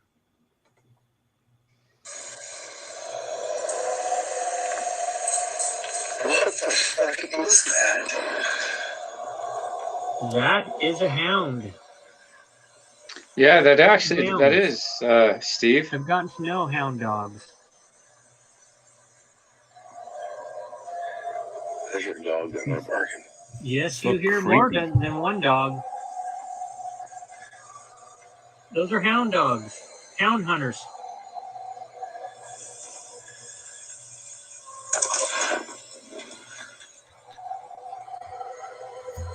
That's there's at least 2, probably 3 hound dogs. They got something treed. It's not Bigfoot. It's hound dogs. I see this signature all the time. It sounds like some coyotes that me and Steve recorded earlier this year. That's amazing. Whose audio is this? Huh? Oh wait, what? Stop screen. Oh my god. Okay, so somebody uploaded a video to YouTube, which is what you're hearing there, the audio part of it that you're hearing with the screams and stuff. And it was a couple that got stranded on the side of the road near near the California couple. Yeah, and they were hearing all those sounds and they were recording it and sort of like opining as they were recording. They were freaking out and they could hear They were two of freaking them. out. And so now he got back to me after I asked him the question to analyze it, and he's convinced they're hounds. He said those are hounds. They have something treed. Wow. And I'm like, it's hard for me to wrap my head around, but you know, the way things echo through the valleys and stuff, like I get it. They'll start stacking. You could start stacking audio on top of itself, you know, literally. And it's not too hard for sounds in mountain country at night to freak you out. Yeah, that is pretty freaky, Thomas. That it song is. But for freaked him the to hell out say of they me. were hounds, I'm like, I don't hear it, but I trust you, dude, because he's also looking at it on the spectrum. There's a on Steve's channel. There's from I think it's like 7-8 months ago. There's similar audio that him and I recorded, and it's just pretty much was a coyote serenade. That it was a full moon, and it was just kind of doing what it does, just migrating, walking. You can actually hear it move over the course of the night and stuff. Because I was there by myself, listening to it all night for most of the night at least. You were crapping yourself. No, because we knew what it was. Steve, Steve was there. Did you post that in the audio earlier? It's on Steve's channel, Curious Cryptid. Yeah, so everybody needs to go to Curious Cryptid, subscribe if you haven't, and check out the video there because it's really interesting. It's very comparable. I haven't heard that audio that you just played with that long one from that's like 15 minutes long. I haven't heard that in a long time, but it sounds identical to almost identical to the coyote serenade that night. Right. It was wild listening to it in real time too. When it started up, we were like, "Whoa, what the hell's that?" And then we heard, and it's really cool. It was a really cool experience. Well, I'll never forget the first time I heard yotes out in the woods. It was with Ernie. So circle back to Ernie a little bit and get to talk about him. He took me camping on this private land that now I camp at, at will, right? And that was the first time I ever heard coyotes like together, like doing their thing, like sort of like you're talking about, Brent, just doing their thing. There's more it's just one. Yeah. It sounded like it was probably just one on a full moon night. Yeah, it was like it was insane. Yeah, the first time I heard them, it was a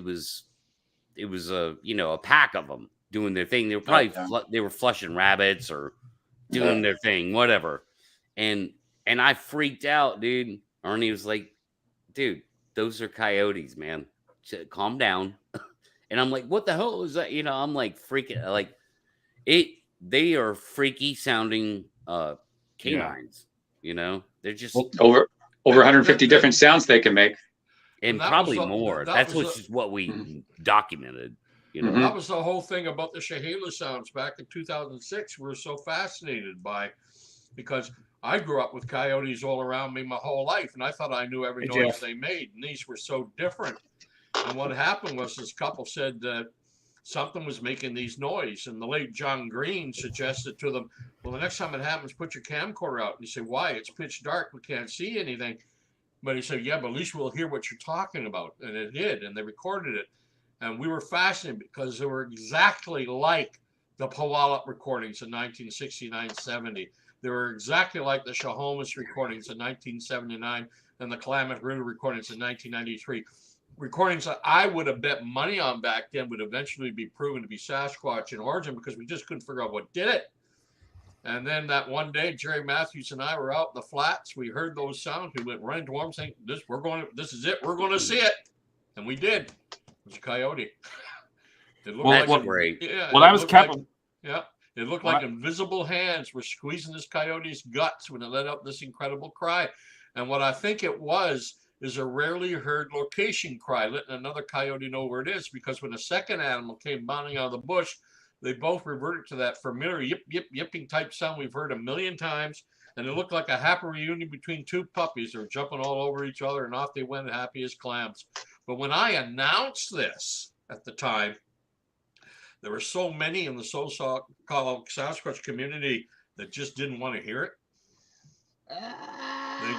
They just didn't want to hear it, because they use these sounds, these famous sounds, and their call blasting expedition. I said, hey, not only is the Chehalis sounds, but as far as I was concerned, we've just explained away the Puyallup recordings in 1969, the Chehalis recordings in 1979, the Klamath River recordings in 1993, but so many people didn't want to hear it. They even had people coming on, it was probably a Sasquatch impersonating coyote, which was rather strange to me, but okay. The one set of recordings from the past that still fascinate me is the Lummy recordings, recorded by Deputy Sheriff Kenny Cooper in 1975, because they didn't actually see the animal make the noises, but they were looking at a Sasquatch just moments before. When it was reported, when an elderly woman in reserve reported a large intruder in her yard, and the tribal police department had their spotlights on it, and it disappeared into the trees, and these screaming noises came out of the trees. And it was recorded over the police mic on a dictaphone back at headquarters. And you can still find that. Those screams fascinate me still. Mm-hmm. Yeah. What's that called? The Lummy recordings, 1975. Oh, Lummy. Okay. Yeah, Lummy recordings. Deputy Sheriff Kenny Cooper, he later changed his name to a Lummy name that has like 45 letters in it. I couldn't pronounce it. But he's dead now. He passed away a number of years ago. But he was a deputy sheriff with the tribal police force at that time. And it was he that stuck the police mic out the car so they could record it. And a lot of the younger people here don't remember dictaphones. So it's what they used to have to record telephone conversations back in the day. So you're basically listening to a recording over police mic and through the police mic of the station on a dictaphone. So, yeah, but they're fascinating. Yeah. Interesting. Yeah. When I was camping with the guys up in New Hampshire a few months ago, just all the dads and the kids, I woke up about 3 a.m. and I could hear the coyotes. like off in the distance, but I could hear these bang every so often, bang, like these like tree knocks. I'm like, what the hell? Why did I wake up to this? And it was like so creepy sounding. You can hear all these coyotes, the chorus, but every now and again, thump. You could hear this like loud tree knock, and I couldn't figure it out. I just went back to sleep because it was so far away. You could tell it was like a couple of miles away. But these tree thumps were like, I mean, what is that? I know they're coyotes, but what is this tree thump thing? Could it be something else? A BFRO expedition, maybe. Maybe. I got to tell you this, and all these people who go out tree knocking, first thing they got to figure out is whether there's anyone else around within a mile. You start banging on trees and there's a group of people camping nearby, especially guys, they're going to knock back. Yeah. Yeah. Yep. I'll never do it again. How's it going, Steve? Well, with that recording that Brent did, with the coyote screaming, that was definitely creepy. It sounded like a coyote being ripped in half. And after I left, I stopped the car along the area that was closest to where the sound was coming from. From there, it was probably between 50 and 100 yards of the coyote, and you could clearly hear it was a coyote there. But after I left, you had that owl scream that probably woke you up. No. You had an owl scream that was just like the one we heard when my wife was down there. Oh, okay. And then about 20 minutes after that was the huge chorus of all the coyotes going off at once. I know that woke you up because you mentioned it. Yeah, that was a long time ago. It all blends together. Like literally the woods just blend together. What you're doing out there just kind of all blends together. It's like, huh. That's why I like doing the videos. So it kind of helps keep me chronological order. Well, Thomas, I want to thank you for pointing me at the Roger Patterson bell tower recording. Oh yeah, that was done back in the late '60s by Roger. He was trying to imitate a recording at the time of the old bell tower, which is an old church that still had the bell in it, and he went up there and howled in it, trying to imitate it, and recorded it. It's known as the Patterson bell tower recording. Yeah. Really? Yeah, I first heard and every now and then someone brings it up like it's an authentic Sasquatch call. Well, I first heard it in the local news here around Seattle in the 70s. Yeah.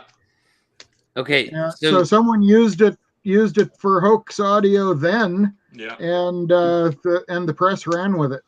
Yeah. Okay, but that was Thomas, what you're saying is that was something that Patterson did. It was never considered a hoax, or it was never considered that Patterson was hoaxing doing that. No, he was just trying to see if he could reproduce a sound, and he got pretty close. Yeah. Wait, what we get? Oh. Wow, okay. Should I start getting some dollar bills out there, Cornell? Yeah, I mean, partial nudity. I'm sorry. I can make it rain. Okay. I'll make it rain, buddy. Did you see my tits? Yeah, I'm sorry. You saw it all, man. Oh shit! I'm sorry. This is a family-oriented show, Cornell. Hey, worse things have happened on this show than that. I can. Oh my god! I'm sorry. I was just like, it's so hot in here. It's like friggin' dying. It's all right. In my apartment complex, we don't have any control over the heat. They just blast the heat, and I'm like, oh god, I'm going to die here. What are you talking about? Clearly, you're in the Millennium Falcon. Don't say apartment complex one more time. Okay. Well, yeah, Millennium Falcon is pretty hot. We've got Carrie Fisher in here. She turns up the temperature a lot. Thank you. Hey, so Steve, that Washington, that Granite Falls recording, that was on the your video. Yeah. Did you want to talk about that? That was a nice find that you did. So just to put it into context, somebody here in a local Washington Facebook group posted an audio that he said he recorded off his cell phone back in 2019, I believe. And it's like, here it is, guys, and with a little story with it, and just ran with it. And so, yeah, and Brent asked for the original audio, and the guy said, "No, that's the original audio. I just amped it up a little bit." But no, you can see with the spectrograph that there are multiple layers of sound in that. So it's a fabrication. Steve, did you actually find the Patterson bell tower recording? I found a copy of it that someone took off an old 45, and who knows where they got it from. Yeah, exactly. So where it's gotten around. I'm just curious, like, why did Roger do that, and where did that land for him? Like, it was in his private collection, and after he was dead, a lot of his collection ended up being passed around to other people, and eventually ended up in the hands of somebody. And I've seen it posted as the Ohio Scream sometimes. Oh yeah. Is that bullshit? The Ohio Scream? Yeah. Yeah, what I don't know is whether or not Patterson was impersonating that one, or was the Ohio Scream afterwards. The Ohio Howl, is that the Ohio Howl? Well, yeah, that's Matt given to a style of a sound that starts at a low frequency, ramps up, and then goes ramps high, back down again. And then peters out and almost a growl. But the bell tower recording has very clear, specific distortions to it that make it pretty easy to recognize when it gets reused. And you only hear little bits of it. Roger had almost an hour-long tape of that bell tower. He recorded an old-fashioned tape recorder, with the spiels and the recording tape and all that. Hey, it's not. Well, I thought it sounded kind of mechanical. I thought it sounded like he was pulling a rope through a piece of metal or a piece of wood. Well, my understanding, he almost had to put cotton in his ears because he was standing right underneath this old bell to get the echo effect, and as good and as loud as he could. Oh, really? And when it was done, his head was ringing for a while. So, is that why he called it the bell tower? He was amplifying that with a bell? It was an old church bell tower. He was doing it because he said it was the best echo effect he could find. Yeah. Is there anything that's legit in this community? Yeah, I think it's possibly the Lummy recordings are probably legit, and there's probably a few other ones out there. But again, it all comes down to what made the noise was not seen. Right. Yeah. But like what I said in my video, the factual information in this community is found in the parts per million. Yeah. Yep. Exactly. But I do like what you're talking about, Thomas, with if there's a story, there's story to go along with it of a visual sighting, and then what you're telling me is that it legitimately went through government channels, literally, right? And was somehow saved, preserved, and can be heard now. And there's a visual sighting to go along with it. That makes the audio way more powerful to me. Yeah. And that's the one thing that bothers me. By police officers, and they recorded it on a dictaphone through the police mic. Right. He had enough. He had enough thought. He said, record this. And he held the police mic out of the patrol car, and they recorded it. Yeah. And that's what's that called? The Lummy recordings, 1975. How do you spell it? Yeah. Never heard of those. Lummi. The Lummy Reservation, just south of the Lummi. Yeah. I'm gonna. The deputy sheriff's name at the time was Kenny Cooper. Okay. American Philosophical Society. Is that it? Wait a minute. Well, I'm sure Google will find a whole lot of stuff around Lummy. Yeah. There's a ton of powwow songs recorded at Lummy, Northern Cree. I think that's the thing that's always bothered me the most about the Sierra Sounds is that there's not those visual stories to go along with it, you know. Well, they were hiding in their little fortress, too scared to look out. Yeah, and maybe they were, but it was. Well, that is what they have said. No, yeah, and it is. That's the story. Oh, wait.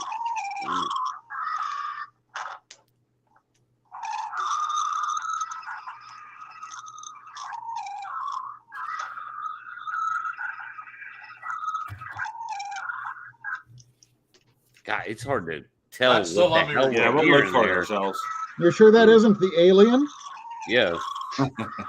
That's what Kenny Cooper recorded over the policeman.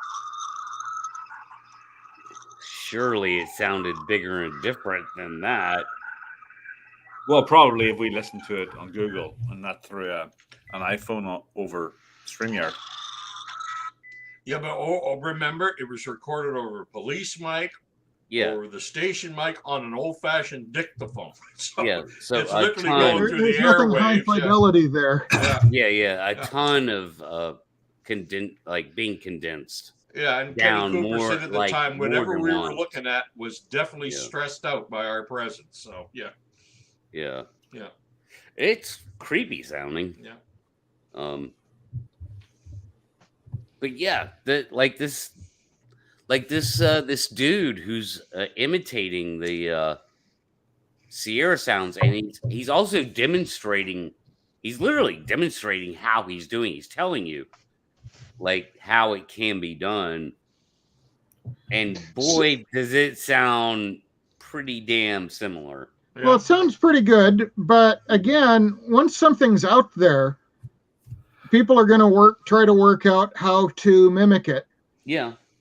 And that has nothing to do with the authenticity or the fakery of something recorded at some other point.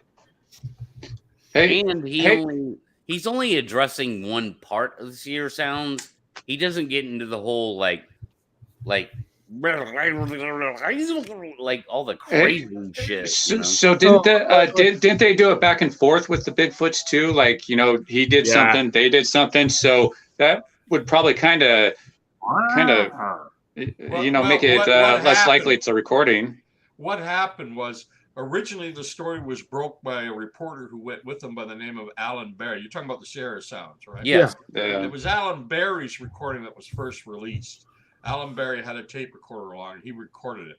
And in that first encounter, nothing was actually sane. It was just something on the outskirts of the camp that seemed to be circling, acting in an irritated manner.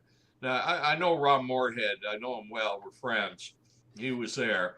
And since the original Al Barry recordings, they've had several others where they claim to have seen the things. But Al, I've had many debates. Al tends to go off into the paranormal things a lot, which is not my cup of tea. But we get along. We have friendly debates about it for hours when we're together. And but it was the late Alan Barry who had nothing to do with the Sasquatch. It was simply a reporter, and they said these strange things were happening in this remote Sierra camp they were using, and he went with them, and that's when it happened. Well, and he never actually saw it. He just had his duct taped to the mic of his cassette recorder, and when it happened, he recorded it. Yeah. What do you think the likely?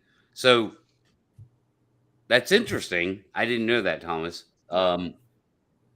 So what's the likelihood that the whole Sierra Sounds thing is a hoax? Good question. Probably, in my mind, it's 50-50 either way. Really? Whether it was real or these men were being hoaxed by somebody else, or there was a large group, wasn't it? Like multiple people going up there multiple times. So it's there they are can easily so many people you could squeeze into that little fortress they had for a shelter. Yeah. Well, they can add a buddy come up or something. And totally possible. I don't know. It was pretty remote, though. But I heard. I know it's remote. I heard from other people that it's not all that remote. It was actually another camp with other people not too far away. So Isn't Who it can make those- who can above make it, those above the sounds, ridge? I beg your pardon? Cornell, I didn't Brent? hear the question. No, I'm just saying, who else could make those sounds, even if they were hoaxing? Well, What the hell? really, right now there's a guy making the rounds on YouTube. I don't know his Oh, name. I He saw mimics him. them pretty good, yeah. But that's He mimics not. them pretty excellently, yeah. But But I I don't think think that he was around in 1972. no, Right, no. and I think there are animal sounds that can be at least remarkably close to everything that's in there. Yeah, remarkably Really? close to one Not of not them, one but not all one of them. specific animal, Mhm. but Huh. ravens for a lot of the chatter and stuff like that. Ravens or crows, I don't bears know. for part of it. But would they be Samurai doing that chatter? at night? Would they But be they're doing all that at together, and yeah, I mean, it's another possibility. Nobody saw what made them, so I mean, each hypothesis is just as good as the next, really, Yeah, including Bigfoot. including a Sasquatch, yeah. Hmm. Yeah.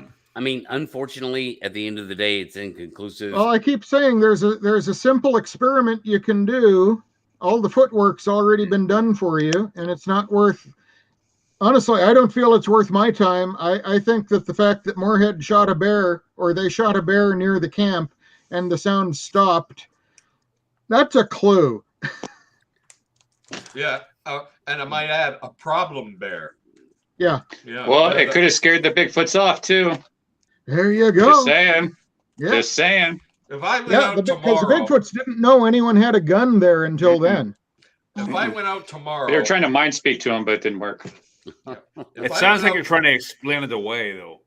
If you're a Bigfoot person, If I went out tomorrow and got within 20 feet of a Sasquatch and videotaped it, and it did a howl at me before it walked away, I bet you within a month there'd be at least 3 people on YouTube who could mimic that sound pretty accurately. Yeah. yeah, YouTube. Maybe. Mhm. I don't know. I'm more convinced about the Sierra sounds than I am about Patterson Gimlin. Aha. And So here do the we work. go. So do the Here. work. Prove there's information there. I've got kids. I can't. I have no time. I'm going to rely on you guys to let me know, tell me the information. I've too much shit to do. Come on, you're in the Millennium Falcon. You can be there in Nice. 20 seconds. Yeah. But I Hyperdrive can't- that shit. No, I can't do that because I'll probably hit Wachusett Mountain and what Massachusetts. You know, I don't there's know. a lot of coordinates to figure out. I'm not Yeah, in the middle there of are. space. I just don't. I don't know how anything audio could be more conclusive than the best footage of a Bigfoot we have. That I can't wrap my head around that, Cornell. You know. Well, Yeah, but I'm just unfortunately, gonna- none of it's proof because we're still Yeah. sitting here talking about it. I Well, mean, remember, that's the remember unfortunate also thing. that in the real world, biologists use audio recordings to identify species of birds and many other animals in areas all the time. They do. Indeed. That's Well, true. Pat But and I these were are on a- known Unless animals. it's Bigfoot imitating them. Yeah. Mm. Well, he imitates porcupines, so what the hell? But Pat and I were on a true crime channel the other night, and we disagreed, and it was great. People loved it. They Yeah. were like, "Wow, this Yeah, is so they did. great! You get Yeah. away from dead babies and killers and stuff." But we were Right. like debating, the Patterson Gimlin footage, and we were giving our opinion, and people just ate that up. And I actually got 40, like almost 50 subscribers from that because people don't know, because people think that Bigfoot people are all like cat ladies. You know, they think we're all crazy. But then Pat and I go on there and we're like, We well, are. Well, We are, dude. well, Brent. some people are. We're Brent. weirdos, man. I know. But a lot of people ruined the identified narrative, with us. man. And they're like, "Holy shit! Yeah, you're right. You're right. This could," because him and I were like, we don't know, and we're still very skeptical because we haven't seen one. So, but we still believe our friends that have seen one. So, Here's somebody. Yeah. for me. And thank you for being here, Ryan E. We appreciate you. So yeah, we did. I also got a 40 sub bump, and I addressed Yeah. that at the Oh, beginning of ton. the show. And I appreciate you guys for subscribing. Thanks for being here. Also we want nice. you to be a part of the conversation. And we should get Josh on there. Josh is from the Lab 2.0, and he does basically true crime. And he breaks down the Maddie McCann case. He breaks down the West Memphis 3, and he's very intelligent. But he also had an experience up in the Sierras because he lives out that way. Yeah, he's up by you, Brent. Yeah, roughly. He would. I'm not by the Sierras. Yeah, well, he's from California. No. He wasn't Sierras. He was whatever, out that way somewhere. Pacific Northwest. Yeah, like Pat's big country. Vermont. Yeah. Yeah, like Pat's like next door to me. But I know what you mean. But they people find it fascinating that people like Pat and I, who were still skeptic, but still had this approach that this could be real, but we don't totally 100% buy into. Yeah, and you don't have lobotomy scars, and you don't have the not yet. Agnostic. You're agnostic with Bigfoot. And then we started talking about the 411 thing, and then they got really interested because that was the good crossover. That's the tie-in. Yeah, you know, I spoke about your case, Brent, about the kid going missing and the bear and stuff like that, taking care of the kid. So they wanted to hear about all that stuff too, because that's interesting to them, Mr. Ballin and the whole 411 thing. So there's a crossover there. Yeah, hopefully you guys told him that David Paulides is just exploiting the subject. That was pretty much the narrative I put out there. I didn't come out and say it. Yeah, I brought up the fact that Leon on air, accused a couple from the missing 401 The Hunted. He accused them of murder. Like, I brought that up. Like, so I remember that. Yeah. Oh, I think that's true. And he did, and and I know what you're saying. I think he's correct in his analysis of it. Yeah. The mother and dad and the little kid when they're going camping. But I'm not. Yeah, with Grandpa, the one missing 411 Hunted. Yeah, where we left him with Grandpa, and he went down to the creek. And then we went down to the creek with our friends, and we went fishing, and we came back, and no kid, no explanation. Yeah, that's right. And we had to ride out. We had to drive away to get a cell phone signal. That was the one. And again, Leon is the one that made that accusation. I'm not making that accusation. He's not the only one that's made it's not an accusation. I mean, there's evidence now supporting that there's human remains there. So, but that was great, correct. Brent. Oh, really? Like I you didn't always know that, say, Brent. Go outside the Bigfoot community and speak to these people and present a case and seeing what they all think. That was one of the reasons why I actually went down there. I'm taking your advice to go on to different communities and talk about the whole Bigfoot subject and see what they think. And a lot of people we got like 3,000 hits on that video, and people were saying, "Wow, this is great. This is it's good to hear." It was fun. Well, it's all about the approach. You don't want to go like, if you ever get hair, you don't want to run into a place, be like, "Oh, I got Bigfoot hair." No, you want to go in there, be like low key about it. Hey, can you guys check out this hair for me? What Pat and I said was, we believe our friends, but we're still skeptic, and there's something going on, and we want to figure out what it is. And that's a healthy position. Yeah, that's a healthy position. It's fair to everybody, and it's a good portrayal of what's kind of really going on. Right. Fortunately, dude, Cornell, number one, he asked me to come in sort of as backup. Last minute. Well, I needed backup because he kind of felt nervous about the situation. And I'm like 600 people apparently going to show up. Yeah, and I'm like, whatever. It doesn't matter if there's 6 or 600. Like, it doesn't matter to me. But I know once you get live, it doesn't really matter. Yeah, I know. But I have experience talking about Bigfoot outside of the Bigfoot world. That's why I do it. Is because it matters. It's easy to talk about Bigfoot in the Bigfoot world because you're preaching to the choir. It's much more difficult and it really puts you to the test. You really have to be sharp when you show up talking about Bigfoot outside the Bigfoot world. So I guess Rennie, I don't know if I can't really see. She must have been on yes. Labs. We're glad you're here. Thank you, Rennie, for coming here. Mm-hmm. And yes, Summer Wells. I don't know a lot about Summer Wells, but the lab has done like a lot of cases on the disappearance of Summer Wells, and I don't know the whole story with that. I haven't followed that a lot, but that's a big Matty McCann kind of a case at the minute. Hey, Alexander, Alex. How are you, buddy? What's up, man? Great job with Jay. And Yeah. people tend to get surprised to hear in the west coast of British Columbia here, and I'm at Washington, Oregon, Northern California. It's not that odd for people to go into wilderness areas and simply vanish without a trace. Well, actually, there's a high number of suicide. That's how people go suicide themselves. I mean, myself and the late Bill Miller going up Garner Creek, and we were way up there, like 25, 30 kilometers in, and we came across a shoe and one of the remains of a backpack. And a few yards on, we came across what was left of him, which is basically a spinal column and a rib cage. Oh shit! Yeah, we took the identity back. We told the RCMP, and here's where it got funny. Thinking, okay, they're going to want to come out and want us to show it where it is and stuff, and they'll come out and do an investigation. No, they handed us what looked like an orange leaf bag and said, "Bring it in, will you?" Gotta love Canada.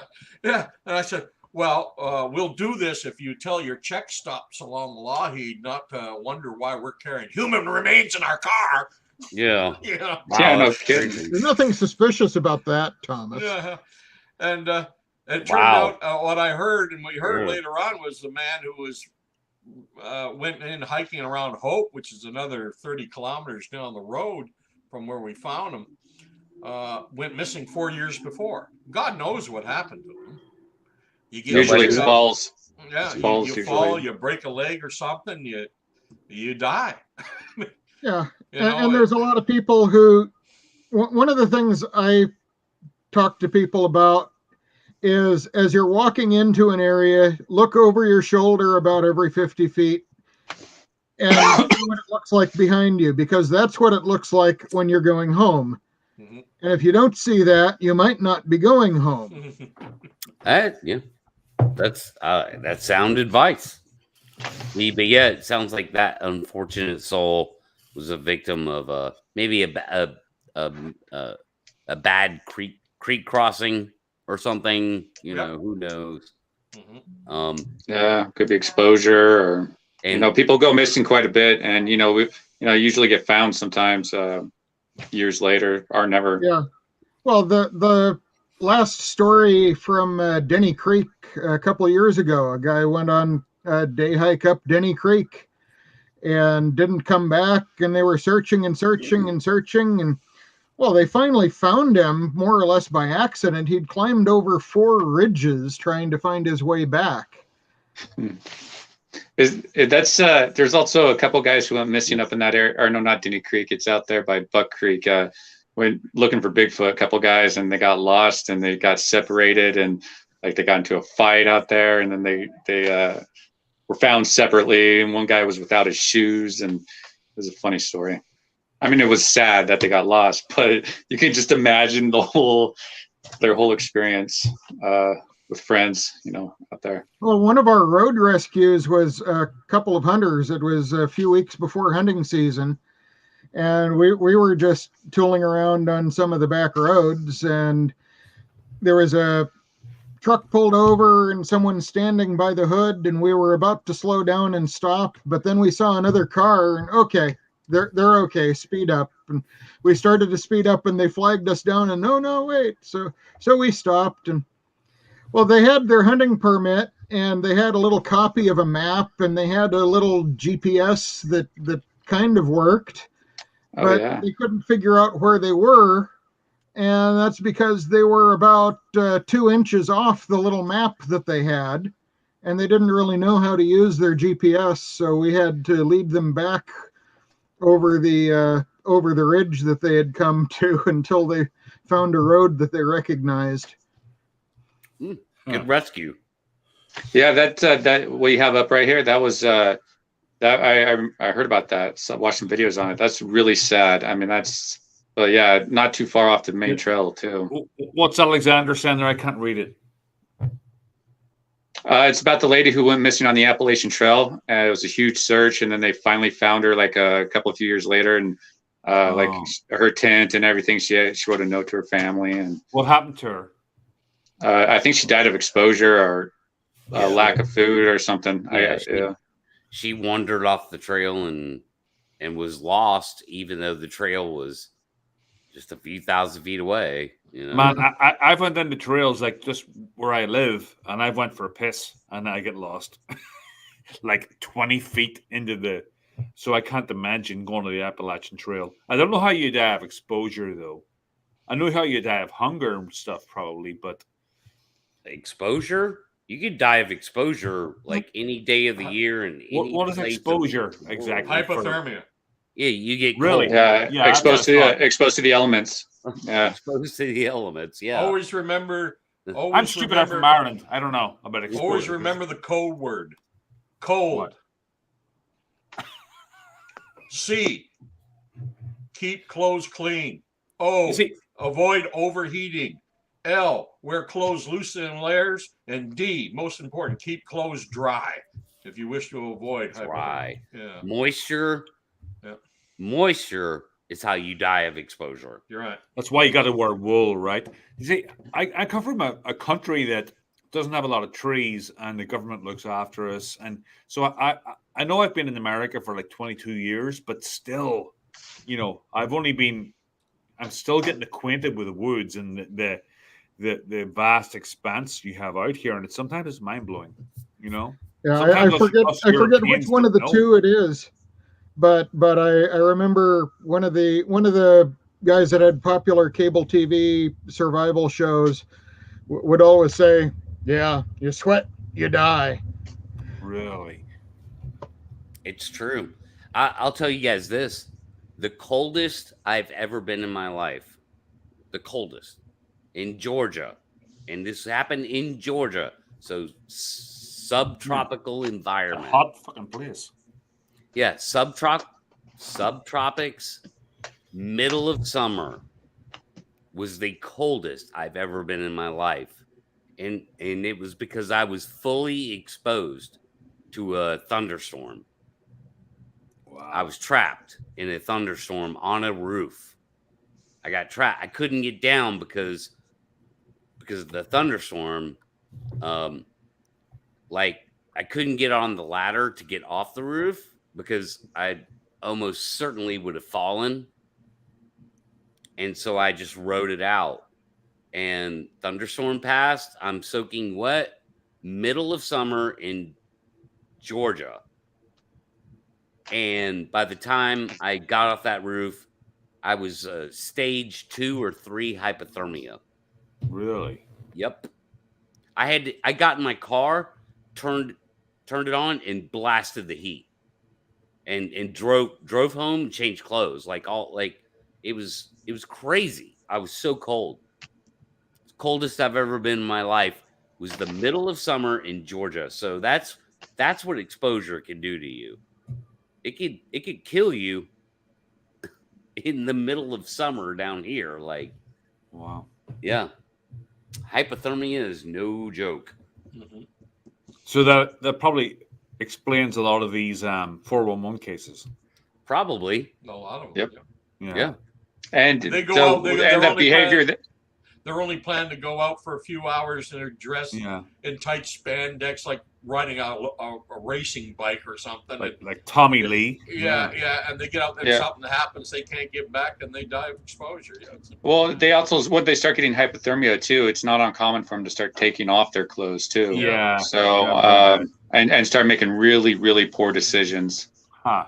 Very poor. So when David Pilates comes in, it's like, ooh, I could take that story and throw it in there and be like, this is such a strange thing that it must be Bigfoot or whatever. Yeah, Yeah, Oh, no, just put a squirt or two of Bigfoot sauce on it. That's really all you need, right? Yeah, it's like just right in your face. Yeah, like if you're going to go out, just Yeah. remember that code word, cold, COLD, and what each Yeah. letter stands for.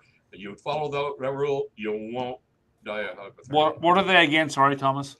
Cold, COLD. C, keep Cold. clothes clean. O, avoid overheating. L, wear clothes loose and in layers. And D, the most important one, keep clothes dry. Yep. Huh. Keep yourself dry. So, Yeah. so there's a weird irony, right? It's like, oh, I got to build a fire, but I need wood. Survival situation. Yeah. Right. Well, it takes energy to gather wood, so you have to do it in a way where you don't get yourself like too sweaty, even in a cold environment. Yeah, You know? so lose a couple layers if you're going to do some work. Yeah, and make sure you wick yourself, and so you don't want to get wet because it's cold. It's going to get cold. Sun's going down. I need a fire, and I need to be able to feed that fire and keep that fire going. If you get too sweaty, like then you're defeating the purpose, right? Yeah. So the fires, it might do you some good, but not as good as you thought, because all of a sudden you're wet and you're 10 times colder than you should be sitting next to this fire. It's physics. So Yeah. so does Bigfoot use fire then? I don't know. No, because they don't want to get found out. Or they don't want to burn their hair off?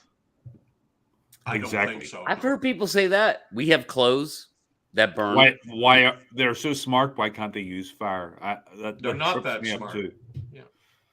We have hair. Well, intelligence is interesting because it's they're intelligent in certain ways that we aren't, and we're intelligent in ways they're not. They can't go build a car, but we also can't really. A lot of us, most of us, can't go survive out in the woods like they do. But Bigfoot has got to know how to build a fire. No. I The don't know. Sasquatch is, if you ask any anthropologist or zoologist, if we deal with cold weather because we use our heads. We invent clothing, shelter, things like that to deal with low end. The only other way a primate without those abilities can survive in mountain country is to, one, be very big, and two, to have a body covering of hair. So it's not surprising the one higher primate reported in the Pacific Northwest of the United States and Canada happens to be a very big one. If there was something reported the size of a small world monkey loose in the woods of the Pacific Northwest, there'd be something wrong. Okay. No, bears don't warm themselves by fire, but they do appreciate barbecue. Yeah. Yeah, but Bigfoot is meant to be almost as smart as us, right? That's Well, what again, intelligence is interesting. It's different kind of it's hard to compare intelligence because what type of intelligence are you comparing? Are you talking about wood smarts or trying to build a car? Spaceships. They don't build. Most of the time, Elusiveness by nature doesn't necessarily translate into intelligence. So is Chris Noel right that they're kind of an autistic kind of a human? Maybe that's the only thing I've not my ever opinion, no. appreciated out of it. most of the time, I lean towards they've got to be pretty highly intelligent. But on the other hand, I look at encounters like Jeff Harding's, where they just threw a stick at him. If they were that intelligent, they'd probably at least, even if they didn't make fires, even if they chose not to use fire because it would reveal their position from miles away, which it would. Absolutely. They don't have tools. They haven't made even a fulsome point sort of spear that we've found. And if they did make them, I think we'd find them all over the place. And the reason we haven't done that is because they have no need to do that. Well, they do. They have to catch deer, right? Well, they can just get a big rock and throw it at it and easily, grab it. It sounds so convenient, though, right? Well, it is. I mean, it's the least amount of energy. You can get a hunting party, get them going one way, and then boom, Bigfoot with a nice big boulder or, big decent sized rock, dude, it's going to take that deer's head off. But man. you can see why the skeptics don't believe it. Well, of course. Well, the skeptics have a very good reason not to believe it. The skeptics have a very good reason not to believe it. It's because none of them are in the zoos. Yeah. We have not captured one. We have not found the remains of a dead one. And they have a great explanation. I can't understand. I never argue with skeptics. The skeptic community doesn't bring up the wildlife crossings in the national parks, which have been monitored by cameras and video cameras since the mid-1990s. Well, we actually got a new one. We got a new one here in Washington, and it's monitored all the time. You can actually go on there and watch it. Yeah. Nothing. Banff National Park. They've got in a Bigfoot hotspot area. Everything you can think of, except guess what? I discussed this on your show about a month ago. Yeah, I know you did. I remember that. Yeah. They even got some footage of some pretty weird looking people. But but they have not picked up any footage. The only out in this is the cameras are not 24/7, 365 days a year. So they put wait them out a until week the here, cameras a week off. there, and then they move them to another one for another week, that kind of thing. Yeah, they check this camera schedule on the web. Yeah, but that's why sometimes I am not. But it's 100%. getting to be a pretty narrow one, in my opinion. Yeah, pretty narrow excuse. Or it bugs the hell out of me that those cameras. They simply don't use those crossings because they have an intelligence of a hominid, and we could evade those crossings. So could it could be a dumb person couldn't though. Well, if they could view it as an artificial thing that is suspect to them. So it's an artificial crossing. So they're like, screw this, we'll go cross in front of somebody's car. That's a thin argument, though. It is. I mean, that's all I can really think of. Yeah, but roadside. That's all I got, man. We're talking roadside. I don't have anything happening all the time. We're talking the whole distance between Banff, Alberta, and Lake Louise, for God's sakes. Anything traveling north to south in that part of the Rocky Mountains has to cross that highway. As simple as that. And before these wildlife fences and overhangs and tunnels were put in, there were all kinds of reports of Sasquatch-like creatures in that part of the national park, and also the Coquihalla Highway. Like what? Here between Hope and Kamloops. I'm sorry. No, I'm just saying to Pat, bring up some chats. There's a lot of good questions coming up here, and I'm very. All I see is comments. Torn. I'm very torn on this whole damn thing because. So Brent, did you see the video? I sent you a PM with a link to a video for the I-90 wildlife crossings. No, I guess that's where I probably saw it from. I know I saw it somewhere. They had a porcupine crossing. Oh yeah. Well, there you go. Sasquatch. Yeah. Riley just I said can't read her name. It's their elusiveness by nature is the reason for their success, assuming that they do exist. I've had so many eyewitnesses tell me if they hadn't looked right at it, they would have never known it was there. It was standing that still. Well, you also got to think the Bigfoot also had to deal with, those real Ice Age predators, like the short-faced bear, Panthera, and so on. So I think that they weren't as alpha as we might think they were. I think that they actually had to run and hide from those animals. Maybe, that's why they developed their elusiveness and why they're one of the last remaining from that era. Hell, it's easier. The last giants. It's easier to avoid people in these areas today than it was 200 years ago. Yeah. Because a lot of times we go into the forest, we just stay on a trail for the most part. For the majority of the people who go. And most people's idea of camping is 30 feet off the highway in a public campground. Mm-hmm. Well, if they're 4 feet from shoulder to shoulder and 3 feet from sternum to backbone, they just have a huge amount of mass. Mm-hmm. Right. Plus the height. They need a lot of food, and apparently a grizzly bear needs 500 square miles to exist. A grizzly bear. That's what they say, but there are a lot of grizzly bears. Yeah. Right. Yeah. So what will Bigfoot need? And microforests in that case are out of the question. That's why I kind of go along. Yeah, I agree. The lake. What would a Bigfoot need, and how many of them can you have before you don't notice? Or you begin to notice a difference in the population of prey animals. Assuming it's a predator. Well, I don't know what you mean. I mean, Bigfoot would need like at least 500 miles square to. Grover Krantz the late Grover Krantz made the estimation some years ago that there may be one Sasquatch for every 100 bears in any given area, and I tend to go along with that. Yeah, but also Cornell, they probably also work together as a family unit, so they probably work resources together. I mean, who knows? There's so much that we just don't know. Yeah, I know. That's just so hard to know. Yeah. I mean, because it's just there's so many variables that come into play with it that we probably don't even understand ourselves.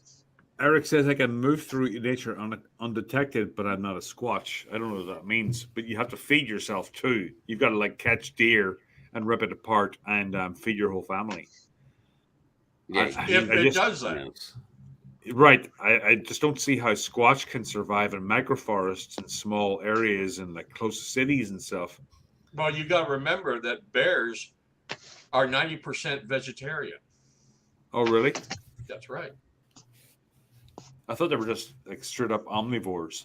That's true. But 90% of their diet is vegetarian, 10% meat. Like they eat berries and shit? Oh, yeah, by the tons. Oh, God, yeah. They'll eat leaves, eat grass, stuff. eat dandelions, for God's sakes. Yeah. Yeah, really. We have tons of a bush on some of our properties called bear grass. Something they love to eat. Yeah, and they will eat another animal's poop, I believe, if there's enough. I can't remember what that terminology is called, but if there's enough nutrition. The dogs do that. Yeah, dogs. Bears will eat each other in times of stress. Yeah. Mm-hmm. Well, that's the whole thing for hunting, isn't it? Because when male bears come out of hibernation, they'll eat. Most all animals will eat their own poop, or a lot of animals do. Yeah, I do. To re-get the nutrients out of it. Probably it's not that uncommon, I should say. Digestion. Yeah, that like cows eat grass. It's very hard for me sometimes to believe. I mean, well, there's also a couple stories from up in the BC area where, for example, someone was hunting. They shot an elk, and a Sasquatch comes out of the brush on the side and rushes over and steals the elk. Yeah, right. He was going to go save him, give him mouth to mouth or something. Well, you're not going to die on me, man. No. Do we have video of that though? You know, your most deadly predators are quite often scavengers. They don't give up a free meal ticket when they got one. Yeah. I don't know. Very, very, very skeptical of the whole thing. Yeah, well, I mean, it's good to be skeptical, but you know, there's. About it, though. I would be too, but I have to come back to what moved the car that I was in and left the handprint on the fender. Mm-hmm. Hey, I was saying we should go check out that area since it's probably the only place not under snow. So we should head out to the basin area one of these days. Oh yeah, he brought it up. Elephants are vegetarians and huge, but they live in Africa where there's tons of food, right? Yeah, a lot of primates aren't designed to process things like like grasses. There a lot of plant material takes a lot more energy to digest. Yeah, well, freaking giraffes are vegetarians, and they're like one of the biggest land animals in the world. Yeah, I'm not talking about size. I'm talking about having a design like, for example, cows with multiple stomachs. Right. You don't even have to have multiple stomachs. Gorillas are totally vegetarian. Are they? Don't have more than one stomach, yeah. Chimpanzees eat meat. They're sons of bitches. Yeah, but gorillas apparently are all... Actually, I heard recently that someone actually witnessed a battle between a family of gorillas and a troop of chimpanzees. And the chimpanzees killed one of the young gorillas and ate it. Yeah. I hate chimps. I think Patrick Vaughn would be one you might ask about that, because he's been watching an area where he's been seeing footprints grow larger, at least. I'll give Ryan E. my theory. I think about 40 years. And the reason I think that is because in Western Alberta, when I was there was a whole rash of extremely tall height reports in around the Nordegg area between 1948 and 1984. There were sightings of several creatures that were all in the 12, 13, 14, and in one case 15-foot height range. You had reports of normal 7 to 8 feet tall ones too. But the interesting thing was, as of 1984, all the extreme tall reports stopped. And yet reports of normal size ones, 7 to 8 feet, continued. So if there was a number of very tall creatures in that area of Alberta, all the reports were between 48 and 84, and after 40 years, they stopped. So based on that, it's a wild hypothesis on my part, of course, that the average lifespan of a Sasquatch is probably 40 years. If it doesn't have any infections, injuries, diseases, or anything else. Yeah. I'd say 42. Yeah. The answer to everything is 42. 42. But that's just whole hypothesis on my part. Yeah.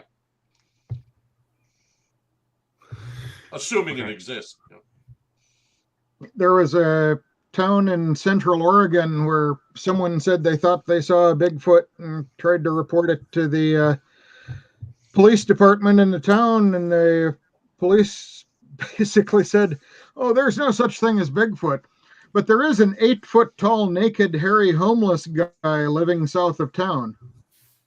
8 feet tall? Wow.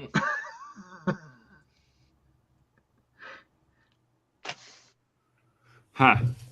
Yeah, I don't know. We got a lot of questions coming in here, and you're Pat, bring them up, these questions. All right. Lockbeard is a good question. Lockbeard? A question or a statement? Statement. That one? Yeah. I gotta bring this up in full screen. I can't really see. Yeah, Lockbeard's smart. Yeah, we can't eat raw meat very well, but when we cook it, that gives us a whole lot of extra energy. It's like having an extra stomach outside the body when we cook food. Oh. Yeah, my ancestry is T-Rex, and I'm proud of it. Mm-hmm. Mm-hmm. So, if Bigfoot is like so smart and it still eats raw meat. Well, first of all, define smart. Yeah, I don't know. I don't know. I can't. I'm trying to figure this out for myself. If they are so smart, they could ferment meat too. That's just elusiveness. That doesn't necessarily translate into intelligence. Yeah, but if they watch us and they have hands, they can build fire, right? I don't know. Oh yeah, the fire thing. They have opposable thumbs, right? They have. Why would they need it though if they don't really? Actually, many reports of the hands report non-opposable evolution thumbs. though would say that they would evolve, and or are they like dolphins that they don't need it? If needed. Yeah, it's just something. It's just something they never really needed because they live without it, and a lot of people will live without fire. Because we are smart, and we are the only species that will change the environment to better adapt us. Well, some others do, but why didn't Bigfoot evolve? We're the most destructive of it. They probably didn't want to. I don't know. They probably have a different brain development. So, we got smart, they got big. Other great apes don't have thumbs like us, don't they? Well, the great apes have feet. They're more like our hands. Yeah, they're. It's more like a foot than it is a hand. Right, like the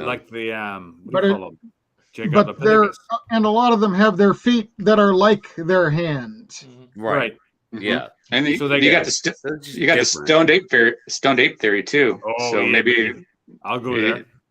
Yeah, so you probably maybe that's why they evolved in a way that is parallel, but similar to us. So, did Neanderthals use fire?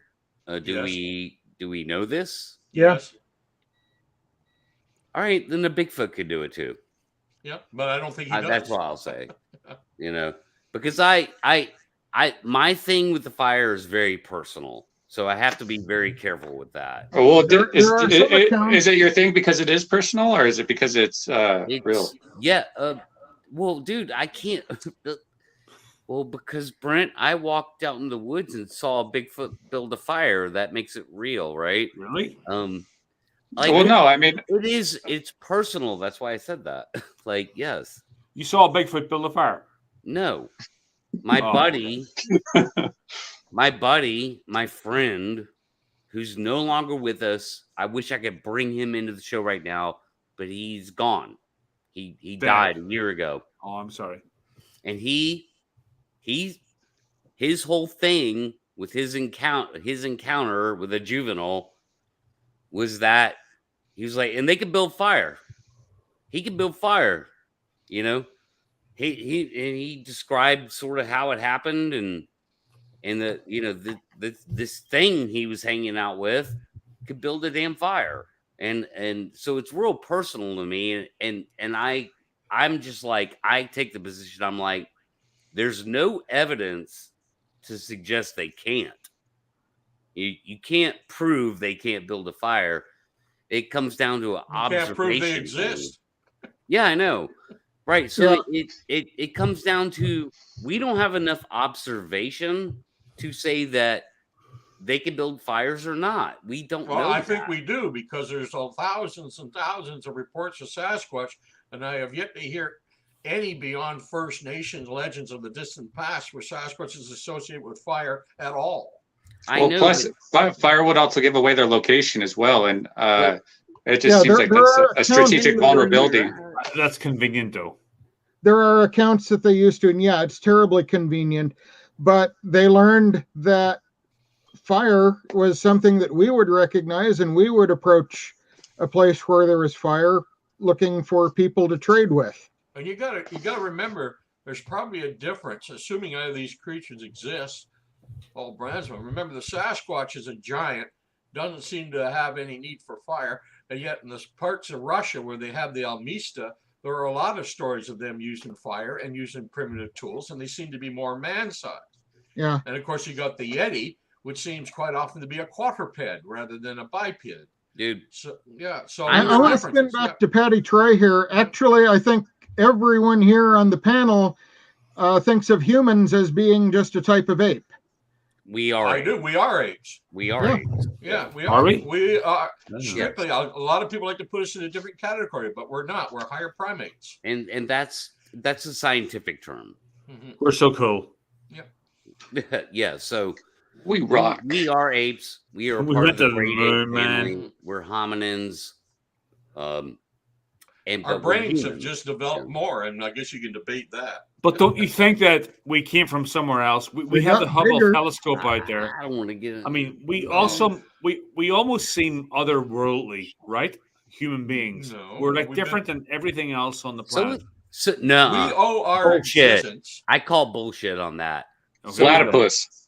Yeah. So is a we fucking owe our existence. Octopus. Okay. We owe our existence. Yeah, but that's the alien only too. reason, Cornell, we are here at all. We owe our existence to a hunk of rock that smashed into the Yucatan Peninsula 65 million years ago, that wiped out the dinosaurs, and the mammals were survived and were able to thrive. If that hadn't happened, we wouldn't be here right now. That Yeah, but asteroid why- was why sent by haven't- aliens too, Cornell. And Cornell, we're Why only haven't, about why haven't the 2%. other animals caught up to us? Like, why are we the only people or animals? We're only on to about Earth? 2% different from chimps, Cornell. Yeah. I heard it was less. I heard it was 2%. Yeah, Mhm. that's being generous, rounding up. Right. And right. there used to be a second type of human, Neanderthal. Our ancestors bred them out of existence. And Denisovan. Mhm. And Bred actually them. 6 Yeah, yeah, others. yeah. that we We don't breed even them have out of bones for. existence. We killed them out of existence. Both. Dude. Well, Both. no, Well, there- I think we bred with them. And No, Yeah. we brought them into the family, Pat. No, we killed them. I don't think. Well, I think they killed themselves too. They just found some Neanderthal bones with showing cannibalism. So I'm sure they died all sorts of ways. Yeah, They're just on but the our short end of the DNA, stick. our DNA has ghosts of 6 different hominins that we don't even have bones for. We don't have fossils for them. Very interesting. That is true. We didn't just kill them. Yeah, no, I mean, yeah, I don't want to get into it. We kill each other, so I'm sure we killed them. But Yeah, this sure. is, for a high school dropout, this is very interesting to me. I'm learning a lot of stuff here. And it's all because of Bigfoot too. I know, it's so fascinating. You know, when I was on that show the other night, the true crime show, I'm like, you know, my fascination with Bigfoot has made me more skeptic more than anything. You know, it's made me question the existence of these things more than I would have done. It's those tools developing. Yeah, it's really that's why I like getting myself out there, and like, even if I'm wrong, I'll talk shit, and if I'm wrong, I'll listen, and I'll learn about this kind of stuff. It's really fascinating. I love learning and being wrong. Oh, did you get a result to that bow hunter thing? No, but people argue with me about it, and yeah, I think it's obvious that they're acting and it's all bullshit, but people are like standing right behind it and saying, no, it's like totally true because they're. I thought that was an admitted hoax. I think they can't find it. Even if it is admitted hoax, there'll still be people who want to believe it. Well, sure. People wanting to believe the massacre theory. So hey, Cornell, you might want to go check out Darren W. Lee, his website called Squatchopedia, I think it's called. It has pretty much. You guys really need to have this guy on. He is a wealth of knowledge. You know him, Thomas, I'm sure. Mm-hmm. You know, he has that site there that it has most all the hoaxes that's on there, and but he's a good guy to talk to. Is he like Phil? Well said to Kurt right here. Well said. Bigfoot might be just as smart, but they have a different natural inclinations on how to live and behave. Yep. Yeah. They would have to. That's the whole question. I mean, that's the whole debate, right? You know, what Bigfoot is. Is it? Well, actually, the first debate is right now, and it still has been since day one. Is it there or not? Right. Yeah. But if you want to, all the other aspects of their being is really a moot point until question one is answered. Yeah. Yeah, but if you want to talk about intelligence, though, you have to first discuss what intelligence is. Like, what do you classify as intelligence, and how are you going to apply it to this situation here? Just say that. What's the difference between a Bigfoot and a human? The intelligent range. That's a multi-level, complicated question. Well, one way or another, we don't have one in a zoo. That's true. Like Wes says, we don't have one in our garage. Yeah. Right. And I put that as to the fact they're elusive by nature, and they're probably not really all that many of them. I don't think there's that many of them. Mm-hmm. There's 42 of them. Rare. They are rare. Yeah. A couple thousand. But there has to be a breeding population. I think one for every 100 bears in any given area is a pretty good estimate. Yeah. All right, so let's go around the horn here, starting with Thomas. How many Bigfoot do you think there are in the North America, U.S. Anywhere between 200 and 2,000. Brent? 42. I'm sticking to it. What? 42. It's the answer to everything. 42. Remember? It's the answer to everything. If you guys get that in the chat, high five to you. I don't get it. I know, Pat. I know. Cornell? I have no idea. And I would like to bring up some stuff in the chat if people want to join in. I have no idea. You don't even want to ballpark it, dude. A couple of thousand. Okay. Steve? Probably around that range. Wow. Okay, so I'm shocker, guys. I'm the odd man out. 100 to 300,000 easily. Wow. Easily. easily. Well, there has to be a breeding population, right? So you probably. I mean, yeah. Close. And people see them from. Hey, but remember, guys, 300,000 is the population of a large town or a small city. Now spread that population out all over the Pacific Northwest and forest areas of North America. That's not a lot. Exactly. Yeah. And so I can comfortably say 200,000 to 300,000, and they're still very rare, like, because they have to be spread out amongst the I still think anecdotals. 200 to 2,000. Any more than that, I think they'd be seen more often. Any fewer than that, it doesn't seem to be a viable breeding population. Yeah. Well, there's definitely no way there's 42. But hey, Pat, there's bring up 42. questions. Oh, hey, Donald, Squatchopedia. Hey, and if anybody's wondering, I'll go ahead and put the Squatchopedia link in the chat or in the comments below this video afterwards. So everybody can go check it out. Highly recommend everybody check it out. Okay. Yeah, Matt says there's 5 in Georgia. So, though, I can't remember what the number was, but with the 1 to 100 bear ratio, get this guy out of here. Get out of here, Matt. 1 to 100 bear ratio put something like 20 in Georgia, and I'm like, no, it's got to be more than that. Unless they're all like riding each other. But then again, once you start, if you just go off of it a little bit, say there's 40 or 50 in Georgia, you know. And again, we're not talking about state lines or anything. For real, get this guy out of here. Donald, get him out. Where's your catalytic converter at? Everybody have their catalytic converter? Hey. Well, Pat, if there is no Sasquatch and never was, he's right. Right. Yeah, it could be 0. But there's more than 20 in Georgia. Like, there's just no way there's just 20 walking around in Georgia. Probably more like 40. Could be 80. So I don't believe the 1 to 100 bears. I think it, again, like, you can't even formulate that because we don't have enough knowledge, right? So they may be inbred, which can indicator that they may be dangerous. Well, that was part of one of the Cripplefoot theories. Yeah, but come to find out, I have a whole hypothesis I've always about looked that at, too, if you want to hear it.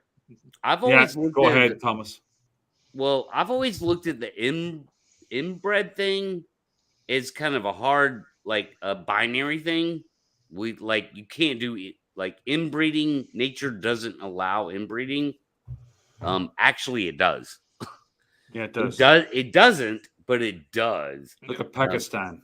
It doesn't work well with the human species. No but offense. there are examples in nature where some level of inbreeding is allowed. Hey, how many porcupines do we get? That's very true too, Cornell. Yeah. So now we're talking about inbreeding. Well, I think I have a hypothesis on this. And it's all. Hey, first it was taking the shirt off. Now come on, it's a family show here. Oh, sorry, guys. My bad. I thought we were on the after show already. It's a hypothesis, assuming that the Sasquatch does exist. And it's strictly a hypothesis. It's just my own theory, and I tend to go along with it because it's what the evidence seems to point to, in my opinion. I think the Sasquatch probably exists in family groups. One dominant male, 2 or 3 females, and young. That dominant male tolerates the daughters, but when the sons get to a certain age, he drives them off. And they go and live a nomadic lifestyle, getting bigger, getting stronger, getting bigger, getting stronger. And maybe someday, if he's lucky enough, he'll come across a family group with an aging dominant male that he either challenges and drives away or kills, and he takes over. And that's the cycle. And that's what people are seeing most often. These nomadic young males getting bigger, getting stronger. And maybe many of them live their whole lives and never get the opportunity to take over a family group. And a lot of these older, sickly looking ones, they may be far more dominant males that were lucky enough not to be killed by the challenger, and they go back to that nomadic lifestyle to live out the rest of their lives. But to me, I think the Sasquatch, especially the males, it's a very brutal existence. You have a very brief time as a dominant male in a family group before you're either killed or driven off by a young challenger. And that's what people are seeing most of the time. These nomadic males getting bigger, getting stronger, and living a nomadic lifestyle until they get the opportunity to take over a family group themselves. And that's just simply the cycle. So they're at least as dysfunctional as us. Well, everything's dysfunctional if you want to put it that way. Yeah. I haven't heard of any too many Walton situations in nature. Brent, what do you think? Final about what? Oh, I don't know. I mean, I don't know. I don't really have much else to say. You always, you got a lot to say, Brent.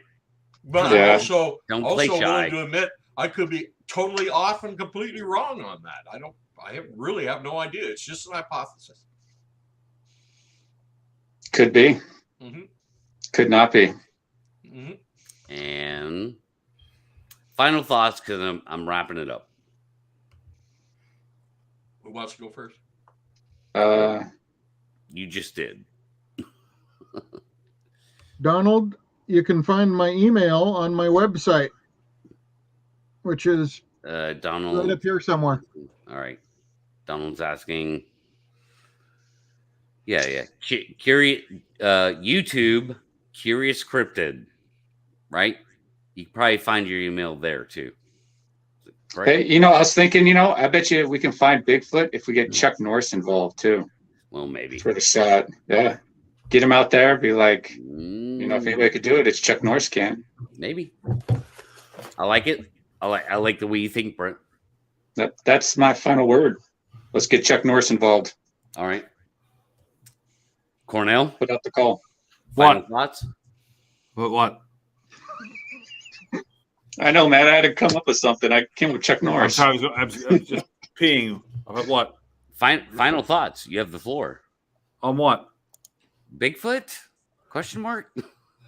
I really don't know. I'm like, most of the time, I'm like 80, 90%. But these days, it's got lower. I mean, if it wasn't for people like Dave and Jeff Harding and Carrie Arnold and, Patrick Vaughan and stuff, I wouldn't believe it at all. Not with the evidence presented.